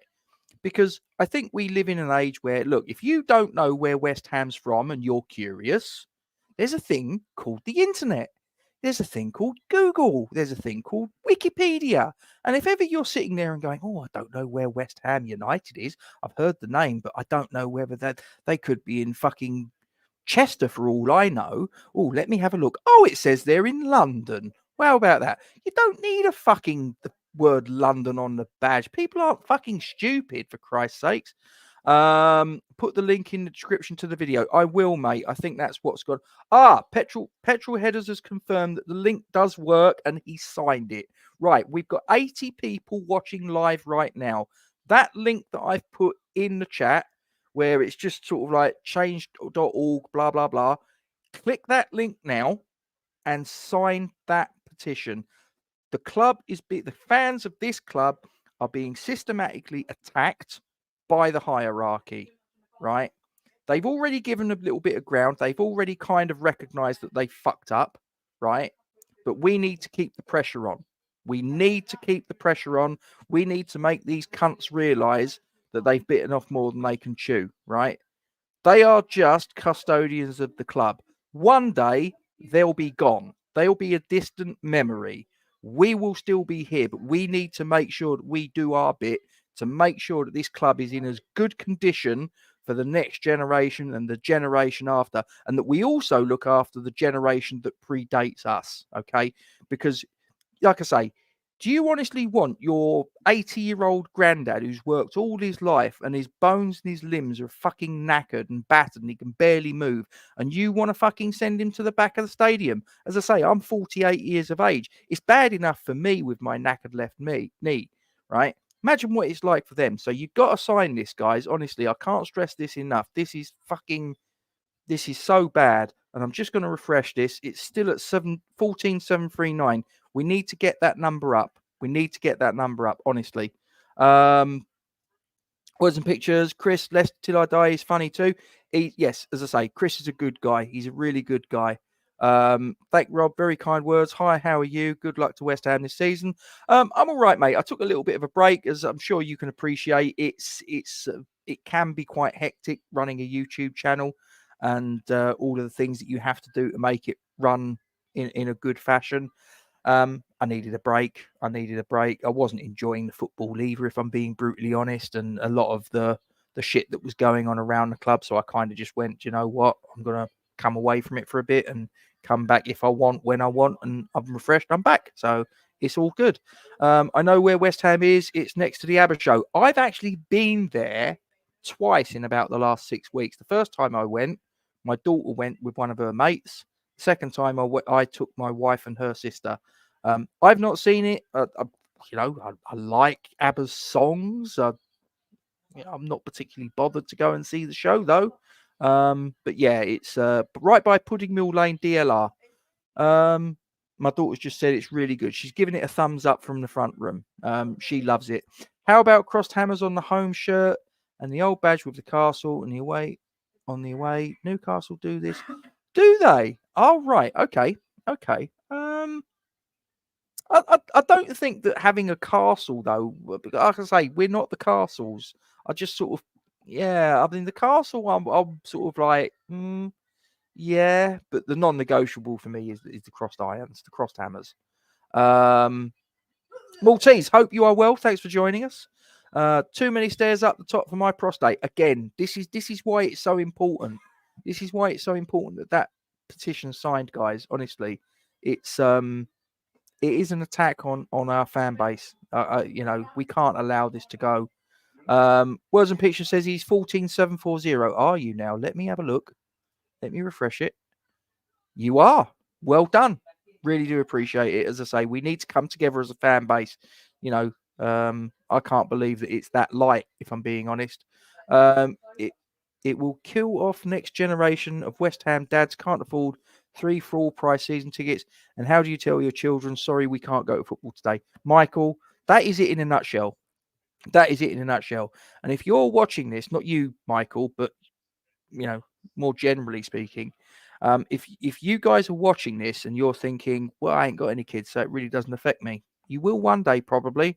And then it will be of relevance to you. And unfortunately, if we don't act now, it may be that by the time you sort of sit there and go, oh, shit, I wish I'd have signed that petition back in the day, it's too late. That ship has set sail and you can't do anything about it. So it's really, really important, whether you've got kids, whether you don't, that you get that signed. And look, even if you're watching this and you're not a West Ham fan, because if they do it here, they will, you know, if let's say you're a Leeds United fan, let's say you're an Arsenal fan, you're a fan of whatever club, okay? If they do it here and we allow it to happen, it's coming to you at some point down the track. I guarantee you that. So if you're a Leeds fan and you're sitting there and going, haha, you know, I don't give a fuck, it's West Ham. Or you're a Tottenham fan, haha, I don't give a fuck, it's West Ham. If it happens here, I will guarantee you it's coming to you soon. If it's successful here, it will happen in your backyard. And then you will have a problem because a precedent has been set and you did nothing to correct that. So get that petition signed. We need to come together, not just as West Ham fans. Firstly, yes, as West Ham fans, but I think more broadly speaking, I think this is an attack on football fans fundamentally. So we need to come together and we need to fucking fight these cunts because otherwise, like I say, this is the way it works in life, ladies and gentlemen. People in a position of influence, they'll fucking push back against you. They'll see what they can get away with. They'll little by little, they'll erode your rights. And then before you know where you are, you've got no rights. You've been completely fucked up the arse and you're in all sorts of trouble. And then you try and fight back and it's much more difficult. So we need to fucking do this now. Okay. We need to do this now. And we need to make these cunts realize that they're not going to fucking push us around. Honestly, this is something that really does boil my blood, that they can do this. Probably should wrap this up now because I've gone off on several tangents. I mean, is there anything any of you guys want to bring up for discussion? If you do, please get it stuck in about the next 20 seconds, or I'm probably going to hit end stream very shortly thereafter. But yeah, look, Crescencio Summerville, that was what we all started talking about an hour and 16, 17 minutes ago. Really good signing for the club. It's positive news. We've obviously going to hopefully see some more movement as well down the track. Hopefully going to get a right back signed. Hopefully Rambasaka. I don't think it's going to be Carl Walker-Peters, but you never know. Obviously a striker. You know, is it going to be Nicholas Fuckrug? Is it going to be John Duran? We'll wait and see. I think it's going to be John Duran. I think that Fuckrug is a plan B. I think he's a little bit of leverage, but we'll wait and see. West Ham Irons, you are very, very kind. I do appreciate it. If you could do us a favour and just share our channel URL with any of your pals, even if they're not West Ham fans, I'm not particularly bothered. I'm a friendly sort of bloke with most people. If they're friendly with me, if they want to start sort of getting a little bit shirty with me, then I'll tell them to fuck off. It's not a problem. But you know, if they're nice people, send them over. Just having a little look, we have currently got 675 subscribers, 64 likes on this stream, and we've got 68 people watching. If you haven't, make sure you drop a like on the stream before I shut this down, and make sure you subscribe and hit the bell. Any questions? My washing machine misses its spin cycle. How do I fix it? Joking, sorry. The reason he's asking that question, and I don't fix them anymore. I've moved into a management position. I've been doing that for about the last year and a bit. But I still know how to fix them. I probably could. But I'm past that, mate. I've got rid of all my tools. Oh, hello. There's another member of the West Ham royalty fraternity. I'll tell you what, right? Infinite rank one we managed to work. Okay. Never heard of them, but there you go. Don't forget to press the like button, says Maltese. Look at this. Look who's just turned up. Evening, Gatesy, mate. Just got home from work seeing Summerville signed. Happy days. Tommy, do you want to come on the stream? If I sent you the link, are you in a position that you'd like to come on and have a chat about it? We've chatted about numerous things. I've got to tell you, we've been on for an hour and 18 minutes. I've talked about Summerville, and I've gone on a little bit of a rant about the petition and various other things besides. There's been questions coming at me and all the rest of it. But if you want to come on, I'll pop you the link if you're in a position to do so. Nick popped on earlier. Well, he popped on the chat from Claret and Booze, but unfortunately he wasn't in a position that he could come on. But if you want to have the link sent to you, mate, I'll happily send you the link, and you and I can have a little bit of a chat. I'll tell you what I'm going to do. I'm going to take a chance. I'm going to send you it anyway, and then the decision's yours, isn't it? I will find you.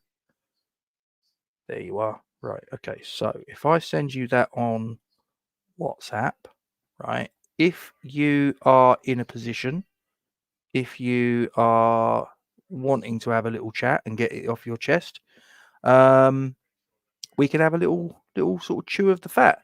You are very welcome, words and pictures. I don't know about great. That's probably a little bit of a stretch, but do appreciate it. I might carry this on for a little bit longer. If Tommy's going to sort of pop on and have a little chat, I'll hang on for him. If he's not and he can't or he doesn't want to, he wants to go to bed or have a cup of tea or have his dinner, then I'll wrap it up. I knew you remind me of someone, Aid Edmondson. Oh, thanks. Thanks very much. Any legs in the Joe Gomez rumours? I've got no idea, Fresh, but I'll tell you what, I think he's a good player, but I'd be worried about his injury record. He always seems to pick up injuries. He is going to pop on in a couple of minutes. Right. So those of you that know Irish Tommy, don't go anywhere because he will give his point of view on the Summerville signing. He might give his opinion on other things as well besides, but he's got the link. So when he's ready, so he's probably going to do himself a cup of tea. And then he'll pop on. So there's 55 of you watching. So we're getting Irish Tommy on shortly, and he's going to give his take on the Crysencio Summerville signing. He might also talk about some of the other rumours that we've had of late. He might sort of give us his opinions on Duran or Fuckrug, whichever one we're going to go for. He might just come on and go, it's a great signing, Rob, and fuck off. I don't know. But he's going to come on. He's going to have a little chat. And he's a good guy, is Tommy. He's very, very knowledgeable. He knows his shit. So 59 of you watching, those of you that know Irish Tommy, you know what you're in for. You know he's going to shoot from the hip. He's going to give you his honest opinion. He's not going to give any bullshit.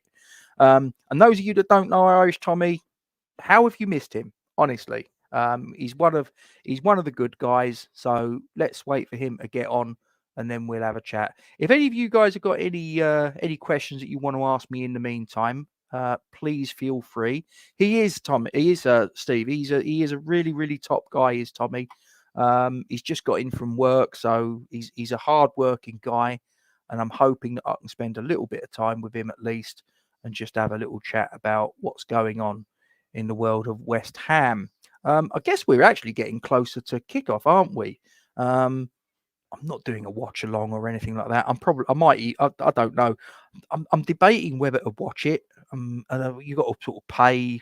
I don't know, is it a $5? I know it's not the end of the world, but I sort of sit there and I think I pay enough money to watch fucking football. It's like, this is a pre-season friendly. I should be able to watch this for free. Fresh says, although we haven't disclosed an official fee, we are said to have activated the release clause. Go back and look at the video.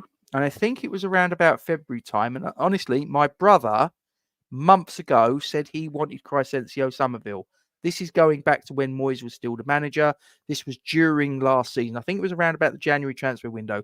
There is a stream that my brother and I did on the channel, and he went through a list of wingers that he wanted, that he thought were potential candidates to come in and fill the berth that Summerville now has.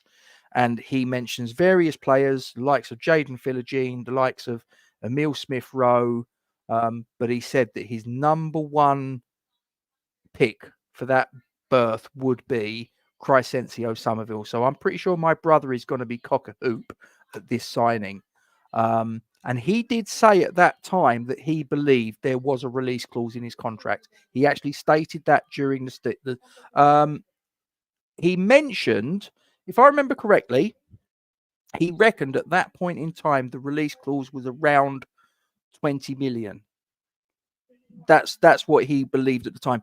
As I say, I can't remember what. Let me have a little look if I can find it, because he mentioned it the other.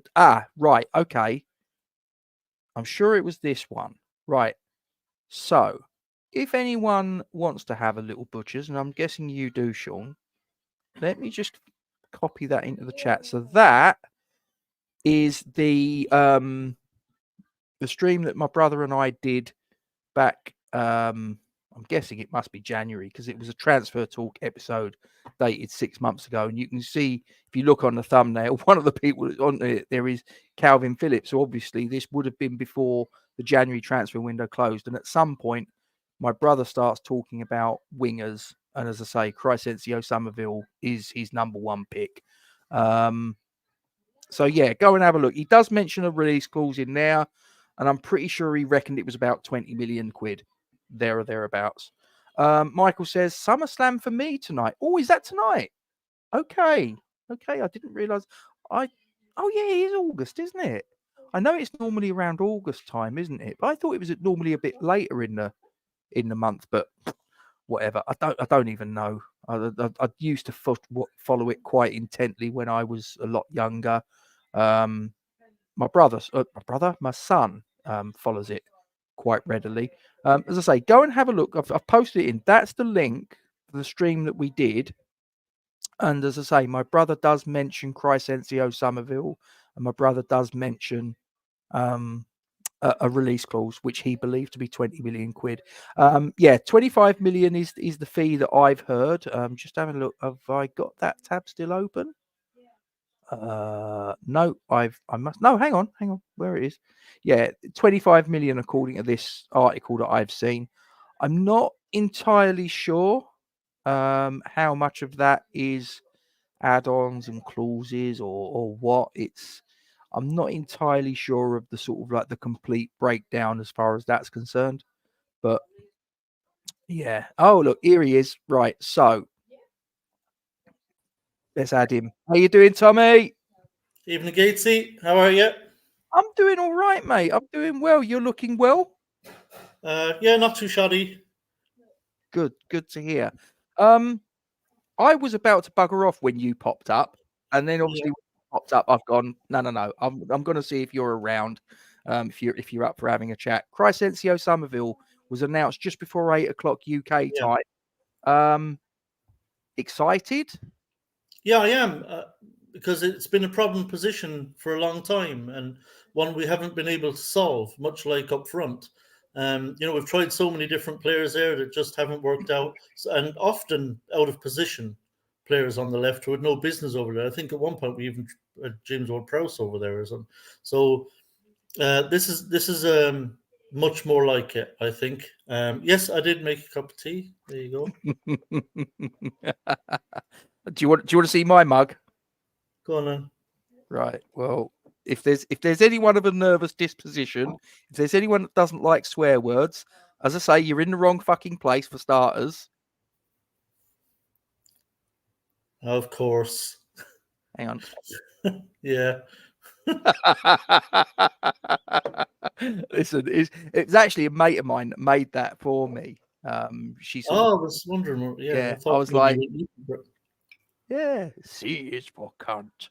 Yeah, I've already done that one. So, what's your take on Summerville? I mean, what have you seen of him? But yeah, what do you believe his attributes are? The Summerville signing, I think. Sorry, go on. Sorry, I think the signal went a little bit funny there. I don't know if there was sort of like something going on with the old Oh dear. the internet, your end or mine. You still with us? Yeah, I'm not sure. Okay, mate. So what I don't know if you can see me or hear me. Yeah, I can see you perfectly. What's your take on Crescencio Summerville? What have you seen of him? What do you believe his attributes are? What does he bring to the table that's going to boost West Ham? Well, first of all, he's in his correct position. I mean, he is a left winger. It's where he plies his trade. So that's a good start for us, because we've had too many players out there who shouldn't have been out there and weren't natural out there, including Benrahma. I never really thought of Benrahma as a kind of a left winger as such. At Brentford, I know he did play there at times, but he was never a player who had any interest in being around the touchline. In my opinion, he always wanted to come in field. I think Summerville can do both. Obviously, he is right-footed, so he'll be an inverted winger, but it's where he plies his trade. So he'll really be asked to do the same job for us that he was doing for Leeds. He's got pace as well. He's really got pace, which is always good to have on the side. He's the right age profile as well, 22 years old. You feel like he's only going to keep getting better, hopefully, if he is the player we believe he is. He's also got a much better shot on him, I think, than any of the other people we've had over there. Fornell's always tried his best, but bless him, he's always struggled out there. Love you, Pablo. And Benrahma, was terrible at shooting, and didn't have a whole lot of pace. It wasn't slow, but it wasn't exactly scary either. But I think Summerville is going to bring that kind of direct running. He's got an eye for goal. He scored a lot of goals for Leeds last season, championship, and a number of assists as well. He's not the finished article by any means, but I think this is perfect for him and for West Ham because we're getting a very talented young man at a very reasonable price. And he can continue now to improve. I think this coming season, he needed to take that next step up to a higher level. Killed it in the championship. I think he would have been wasted in the championship next season. What was he going to do, or how was he going to improve on what he had done last season? He was electric. He was championship, if I'm not mistaken, he was championship player of the year, Leeds player of the year. Yep. So I think this is the next step for him. I think it's brilliant for him. I think it's great for us. Because he'll just keep improving. He's got to change his name. I still haven't got used to his first name, but apparently he has like a nickname that he likes to be called. So I wish it was he has some nickname that he likes to be called. So once we get used to that nickname, it'll be a lot easier. I think I heard, is it Cray? Cray? CRE? Yeah. I don't know if that's how it's pronounced. I think I saw it stylized as the spelling as CRE. I don't know. I'm not sure how he spells it, but apparently he likes to just be called Cray. So, that works for me, to be honest. Much easier. But, I'm really, really happy with this signing. It looks like it's going to be an exciting few days, actually, at West Ham. It was getting a little bit frustrating. It felt like, certain things were dragging on. It's like, are we going to sign anyone soon? It's like, it's August almost now. And, where are the signings? We need to get a move on here. And like London buses, all of a sudden, it looks like 3 of them are going to come along at once. So that's much more encouraging.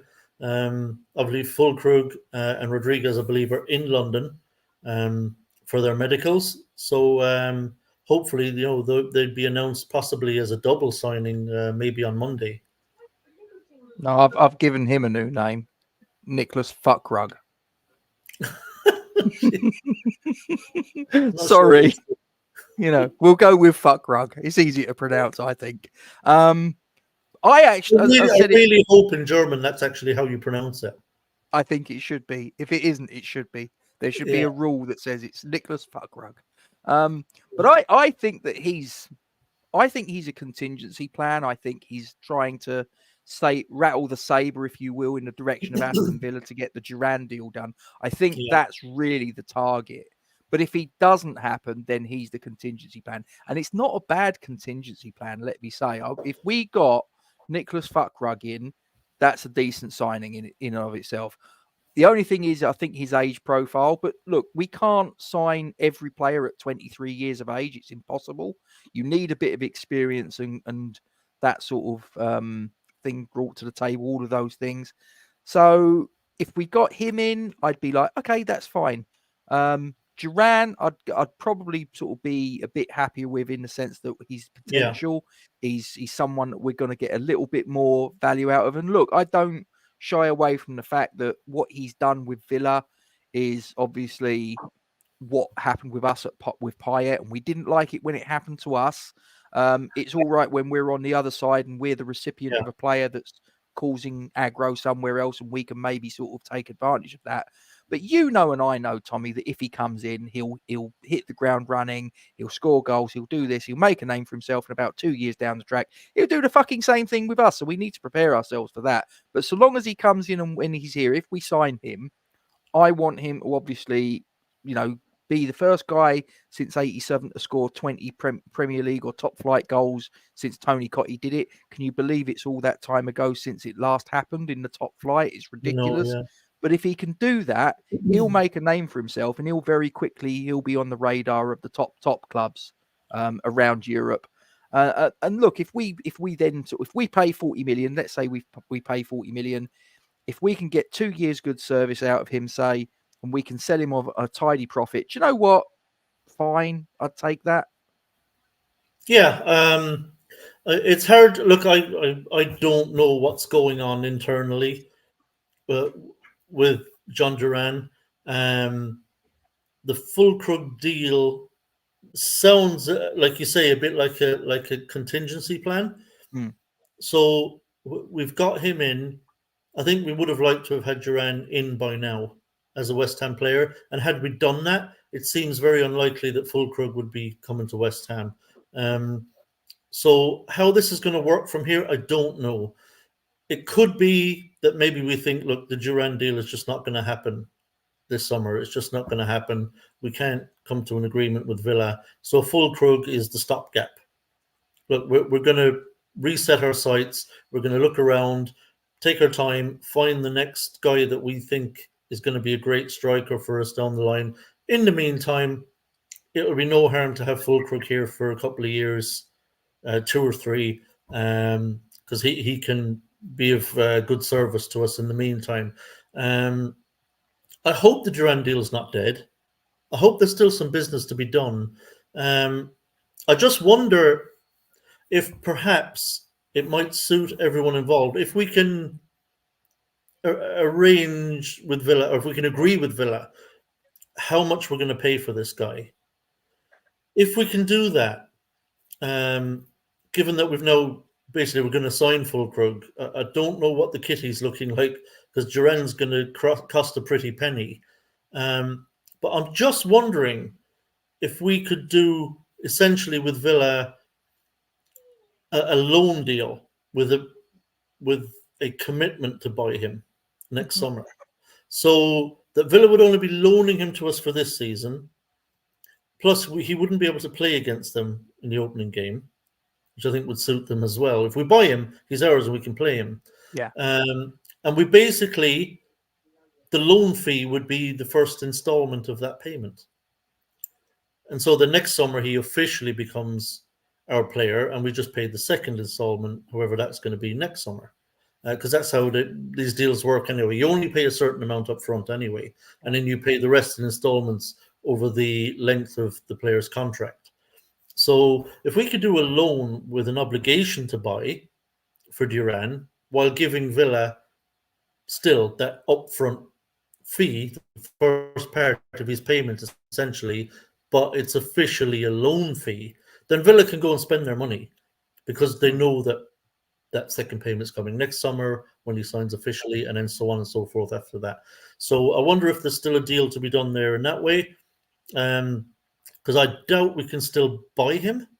I don't know how. Like, I don't know exactly how much money we've got at the moment, but with Fulkrug coming in, I don't imagine that we were planning all along to try and get Duran and Fulkrug in. It doesn't seem likely to me. No. So I hope it's not dead in the water, the Duran deal, but it's a possibility we have to admit. You know, it could be the case, and that could be why Fulkrug is about to become a West Ham player. But if it's to be Fulkrug, I think he's a good player. I really do. Obviously, he's a bit older than we'd like. He's 31, but a lot of people who know more about him than me have said that he's never relied on pace anyway. He was never a pacey player. He's always been kind of more of a link-up player, very clever link-up player, good finisher, good in the air, good number 9. So he's 31. He should still be able to do all the things he's been doing up to now. And he looks. I saw him at the Euros. I did see him at the Euros. Scored a couple of very nice goals. One really good goal right in the top corner. I remember. Can't remember who against. Scotland. Was it Scotland? He smashed on the top corner. Yeah. Yeah, that was a really tidy goal. So, you know, if he can come in and help us over the next couple of seasons, you know, between him and Antonio, if they can score enough goals between them, you know, that might be enough, at least for this coming season. And it could be that we move Antonio on next summer and then bring in our big number 9, you know, our big marquee signing number 9 next summer, and Fulkrug becomes his backup. So maybe it'll work that way. But yeah, the Duran deal I hope is still on, but it doesn't look too good at the moment. Yeah, he's in a bit of a bad spot because I think it's clear he's Mm, burnt his bridges at Villa. Michael says it here. He feels a bit sorry for him. He thinks that we've been a little bit, mucked him about a little bit, and maybe we have. I don't know what's gone on behind the scenes, but he needs to go for his own reasons, and they need to get rid of him. So I think a deal will be done at some point, whether it's a loan with an obligation to buy, whether it's a straight purchase. I don't know. I yeah, can't see. Personally, I doubt that it will be that we sign Duran and Fuckrug. I don't yeah. think that that's going to happen. I'm not quite sure that we've got the financials to It do it. depends. You see, the other thing is you have to remember we're bringing in Rodriguez on a free transfer. Yep. Now, maybe the plan was that we were going to chuck 25 million at a central midfielder, and now that 25 million is going spare, Do and you so not think that'll be maybe that. used for a right back? No, I think we budgeted for a right back. Okay. I think that was. I would imagine we would have budgeted for a right back because we've been linked with Wan-Bissaka for some time. Yes. And we've been talking to Man United for some time about Wan-Bissaka. So I think if we could have done a very quick deal with Man United for Wan-Bissaka a month ago, I think it would have gotten done a month ago. Well, before the Duran deal had collapsed or anything like that. So I just wonder if that free transfer has given us some more wiggle room to try and get this Duran deal done and be able to go get Fulkrug. So Maybe the money we saved in central midfield is the Fulkrug money. possibly. What do you think? Do you think if Wan-Bissaka comes in as we suspect he might, do you think that's again, is that a good bit of business in your opinion? Yeah, I think it's a great piece of business. I mean, if we're getting him for 15-ish million, I think that's a robbery, really. I mean, if he wasn't in the last year of his contract, Man United would have been looking for double that or more. For someone like Wan-Bissaka, he's a cracking player. Obviously, not brilliant going forward, but defensively, I mean, he's absolutely top class. He's still young.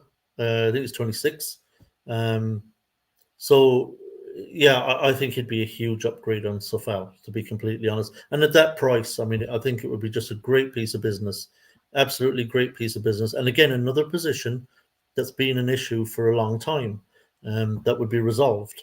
So if we can get, just in the next week, if we can resolve the striker situation, the left midfield situation, get another really good central midfielder in for depth, and get a right back like Wan-Bissaka, I think we'll have had an absolutely superb week. So, all that being the case, let's say that we get all those pieces of the jigsaw in, Tom. We've obviously signed Kilman. He's going to walk straight into the starting 11. Yeah. We've obviously signed Guilherme. I think that's a one for the future. I don't think that's for the here and the now. Fotheringham's a training ground goalkeeper. Obviously, now we've got Crescencio Summerville.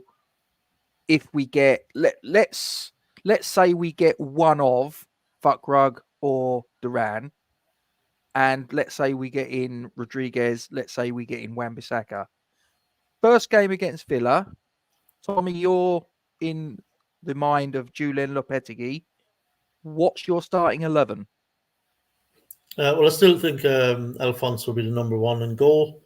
I think certainly if we get Wan-Bissaka, he'll start at right back. He's much better than Sofal. Emerson still will be our left back because it's still at the moment him or Cresswell, and it's going to be Emerson. Yeah. The interesting part will be the second centre back. Obviously, Max Kilman will start, possibly as captain. I don't know if we've been told who the captain's going to be next season. Possibly Kilman. He was the captain at Wolves. So it could be him, maybe Alvarez. And I'd like to see Bowen get it personally, but that's what it is.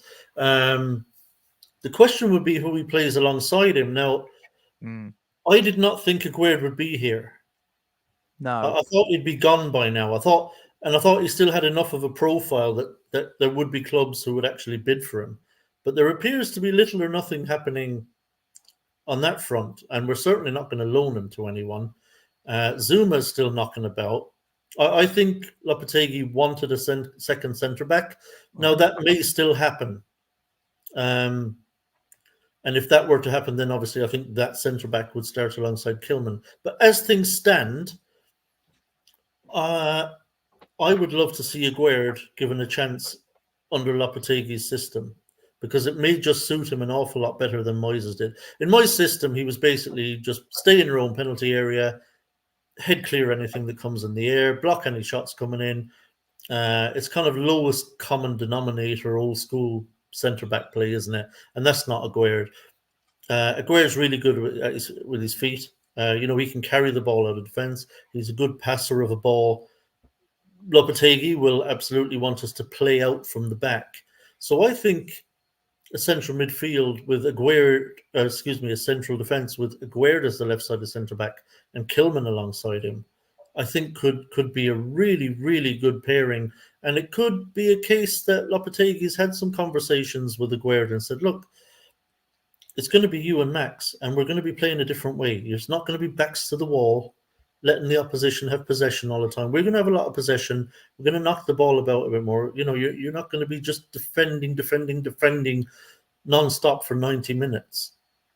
I think Aguerd, with under this new system, when he sees it in training, plays in it in the friendlies, might think to himself, you know what? I think I'm happy to stick around. So at the moment, I think it would be Aguerd and Kilman as a centre back. You've got no problem putting two lefties in there? No, not particularly. Nope. Me neither. I think when they're playing centrally, it's fine. They're both playing centre back, so it's not the same as putting a right-footed player at left back. Yeah. I think a left. I wouldn't get too hung up on left or right foot if it's a centre back. No, I think they can do that. I think as well. Now the midfield would be interesting because I don't suspect we're going to play two DMs in there, so I don't think we're going to see Alvarez, Rodriguez. So it depends if he's going to play 4-2-3-1 or 4-3-3, of course. So I'm not sure what way he's going to go, but maybe I'll give both. I think in a 4. Okay, night, mate. I think if he plays 4-3-3, I think, Joe, if we had a midfield of Alvarez, Paqueta, and Kudus, I think that would be amazing. Yeah, I think it would be absolutely amazing. I'm on the same page. Yeah, and then the front three, obviously, then of Summerville, Bowen, and Fulkrug. That'd be really tidy. If it's 4-2-3-1, I would just play Alvarez and Paqueta together in the centre, with Summerville left, Kudus as the 10, which to me is absolutely fucking mouthwatering. Bowen on the right, and then Fulkrug up top. But either way, in an attacking sense, I mean, it's exciting. In terms of obviously the upcoming season and everything, what do you think's a par score? And I know obviously we've not even kicked a ball off, but what are your hopes and expectations on the basis of the business we've done so far, the business we believe that we're yet to do, new coach coming in, he's obviously got a record in the Premier League. What's your hopes and expectations for the utilisation of the youth players getting involved? Yeah, I think there will be. I think they'll be on the bench. I think you'll see the likes of George Earthy on the bench, and I think they will be used. I think they will get minutes. I don't think they'll be frozen out. I don't know who. I think Earthy and Potts are probably going to be on the bench. Hang on, sorry to interrupt, Tom. I'm just gonna. If anyone's interested, I've got the starting lineup for the game against Palace here. Oh yeah, go ahead. Literally just come through. This is breaking news, ladies and gentlemen. So, Stateside Cup game against Crystal Palace. The starting lineup is Fabianski in goal. We've then got Kufal at right back. We have Kilman and Mavropanos as the centre backs. Cresswell is also a centre back, it would appear, because Emerson is also playing, and Cresswell has the captain's armband. So We've it's also wing back. got, Okay. looks like he's playing wing back, 3 centre backs and wing backs pushing on. It would appear to me. He's then got Soucek, Ward-Prowse, Potts, who I was really impressed with. He was one of the, I think him and Kudus were the 2 players that I didn't have any real criticisms of in the game against Wolves last week. I thought he was really good. So Potts as well is in the midfield, and Kudus and Antonio are playing up top by the looks of things. If we have a little look at the substitutes bench, we've got Finn Herrick, that's the substitute goalkeeper. You've got Luis Guilherme, Aguirre, Earthy, Casey, Robinson, Marshall, Kelly, Cordua, Scarles, Orford, and Irving. Now, it was mentioned earlier that there was also the whisper is, and it appears that ex-WHU employee confirmed that this happened, that there was also a behind closed doors kickabout, if you will, between Palace and West Ham, which West Ham, I'm told, won 3-0. Bowen played in that game, and I'm led to believe he scored 2 of the goals. He's not involved in this squad, although he did join up with them about Thursday time. Are you surprised to see Bowen not involved? Yeah, I would have expected him to get some minutes. So it is a little surprising, but that bench is incredibly young. Very, very young bench, which is good to Which see. again I'm sure. feeds into what we've just been talking about, the youth team. Yeah, now look, not all of those are going to be used. Are going to be in the first team squad when it comes to the Premier League, but I think he's at least having a look at them, which is great. I think he wants to see what Potts looks like. He wants to see what Earthy looks like. Scarles, Orford, all these players. Casey, it's great to see them on. I think they'll all get minutes. But as for Bowen not being there, I don't know. I don't know if he picked up a little niggle and they're just playing it safe, or if they've just decided, it's all right, mate, you just sit this one out. Because I think with Bowen, you kind of know what you're getting. There's no mystery there. I don't think he's a player that Lopetegui needs to get a good look at. He'll have seen enough of him. He knows what Bowen's all about. You stick him out there on the right and give him his instructions and wind him up, and off he goes. So I don't think it's important that Bowen plays. Obviously, he was away as well. Paqueta as well, obviously not involved there. So, obviously these are players that have been playing competitively very recently for their countries, or at least away with them and training with them. I suspect he's decided, you know what, let's just sit this one out, have a rest. Let's not have you getting looking tired before the season starts, give them a little bit of a break. So, no, I think it's fine. I think, it'll be good for the younger players anyway to get a run out. What do you think about the possibility, Tom? And I don't know how they're going to sort of get over this, because obviously we got beat by Wolves 3-1 last week, right?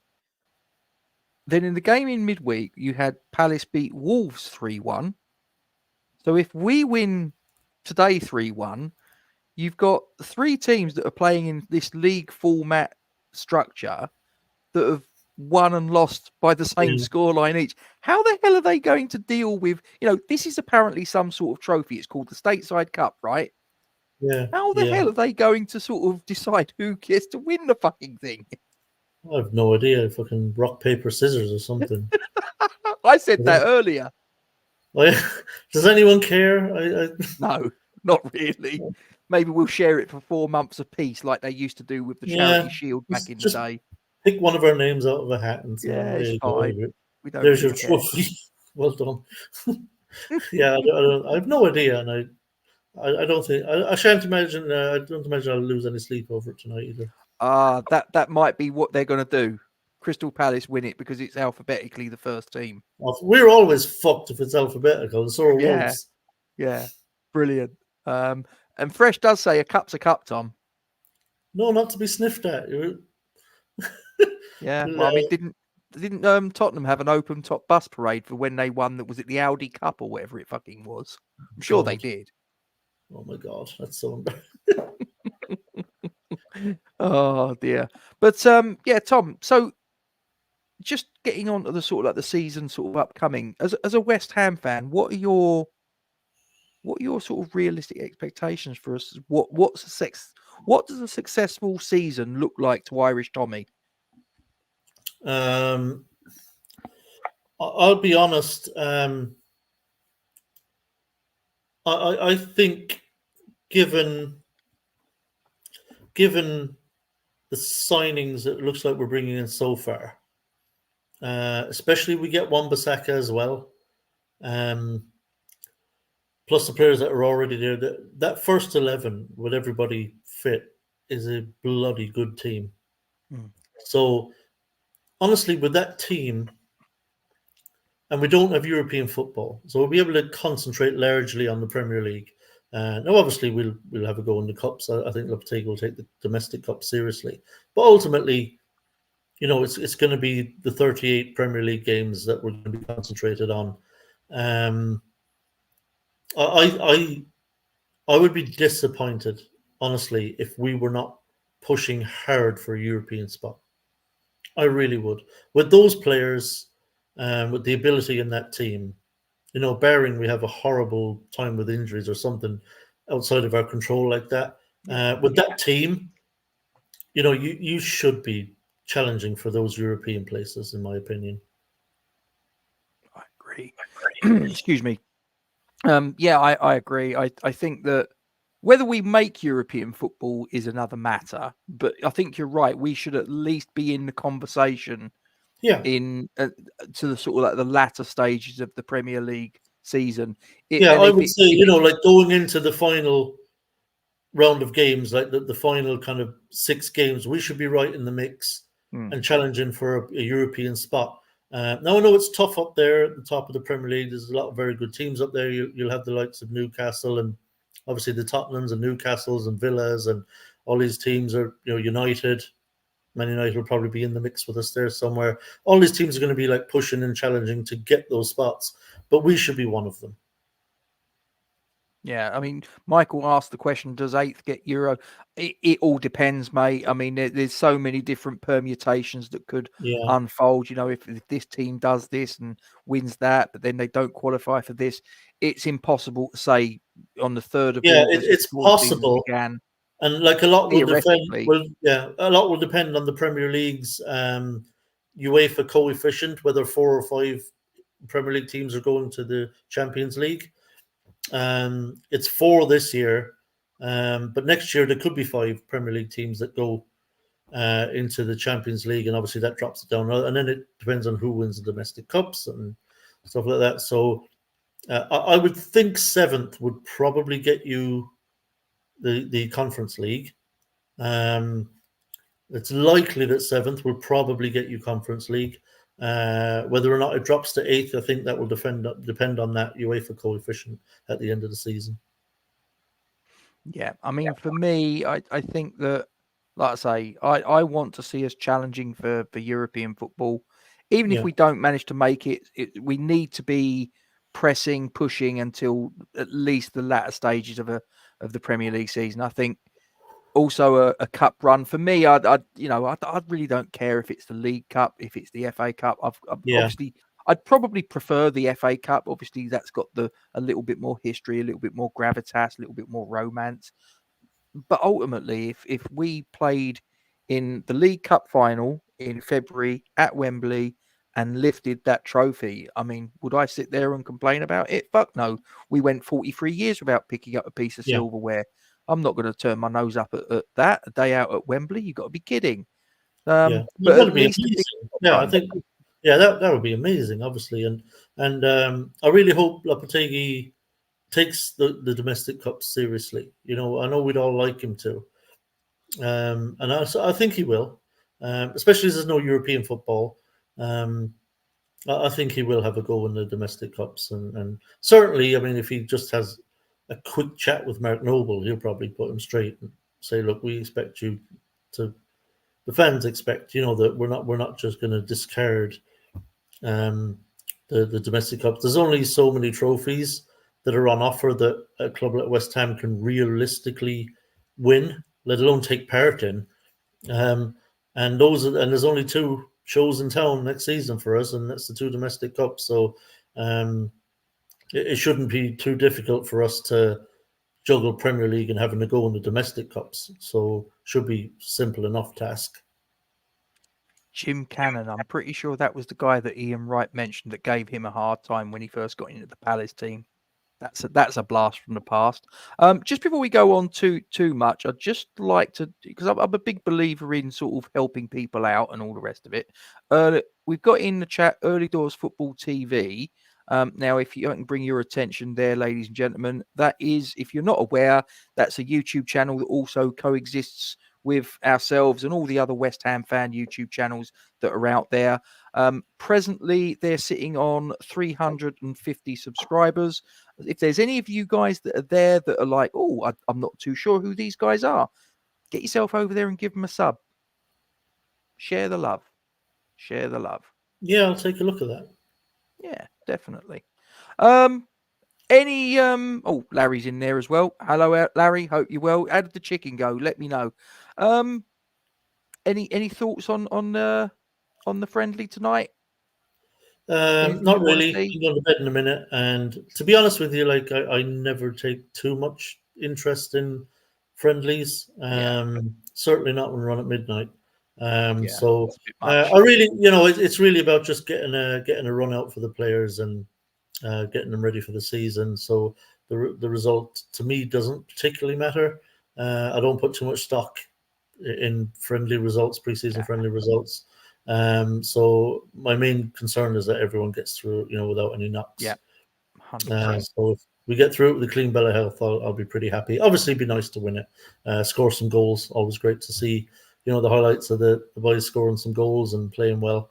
So I hope they do. Hope they do win it, and hope they do play well. And I've just been more interested, actually, because we've got a new manager, a new style of play. I've just been more interested in just taking a look after the fact.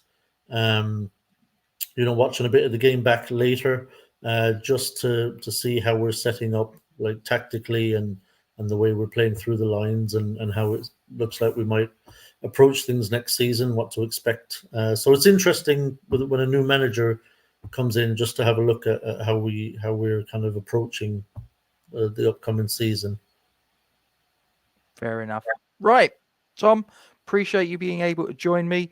We've got 85 watching at the minute. Guys, please, if you haven't already done so, make sure that you drop a like on the stream before you disappear. Share this stream to your social media platforms. If you haven't, subscribe to the YouTube channel and hit the bell icon. You'll know of any new content. All of these things are free. All of these things help to grow the channel and make it a little bit bigger and better tomorrow than it is currently today. And hopefully you found it halfway decent. Thanks for joining us.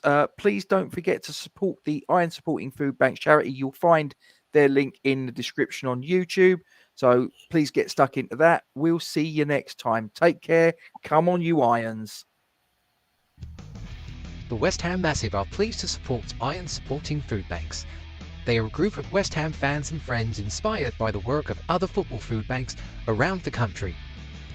They collect food and cash donations for a Newham Food Bank in Beckton, who supplies sub-distribution centres in the borough 7 days a week and hand out several hundred 3-day emergency food packs every month to families in need.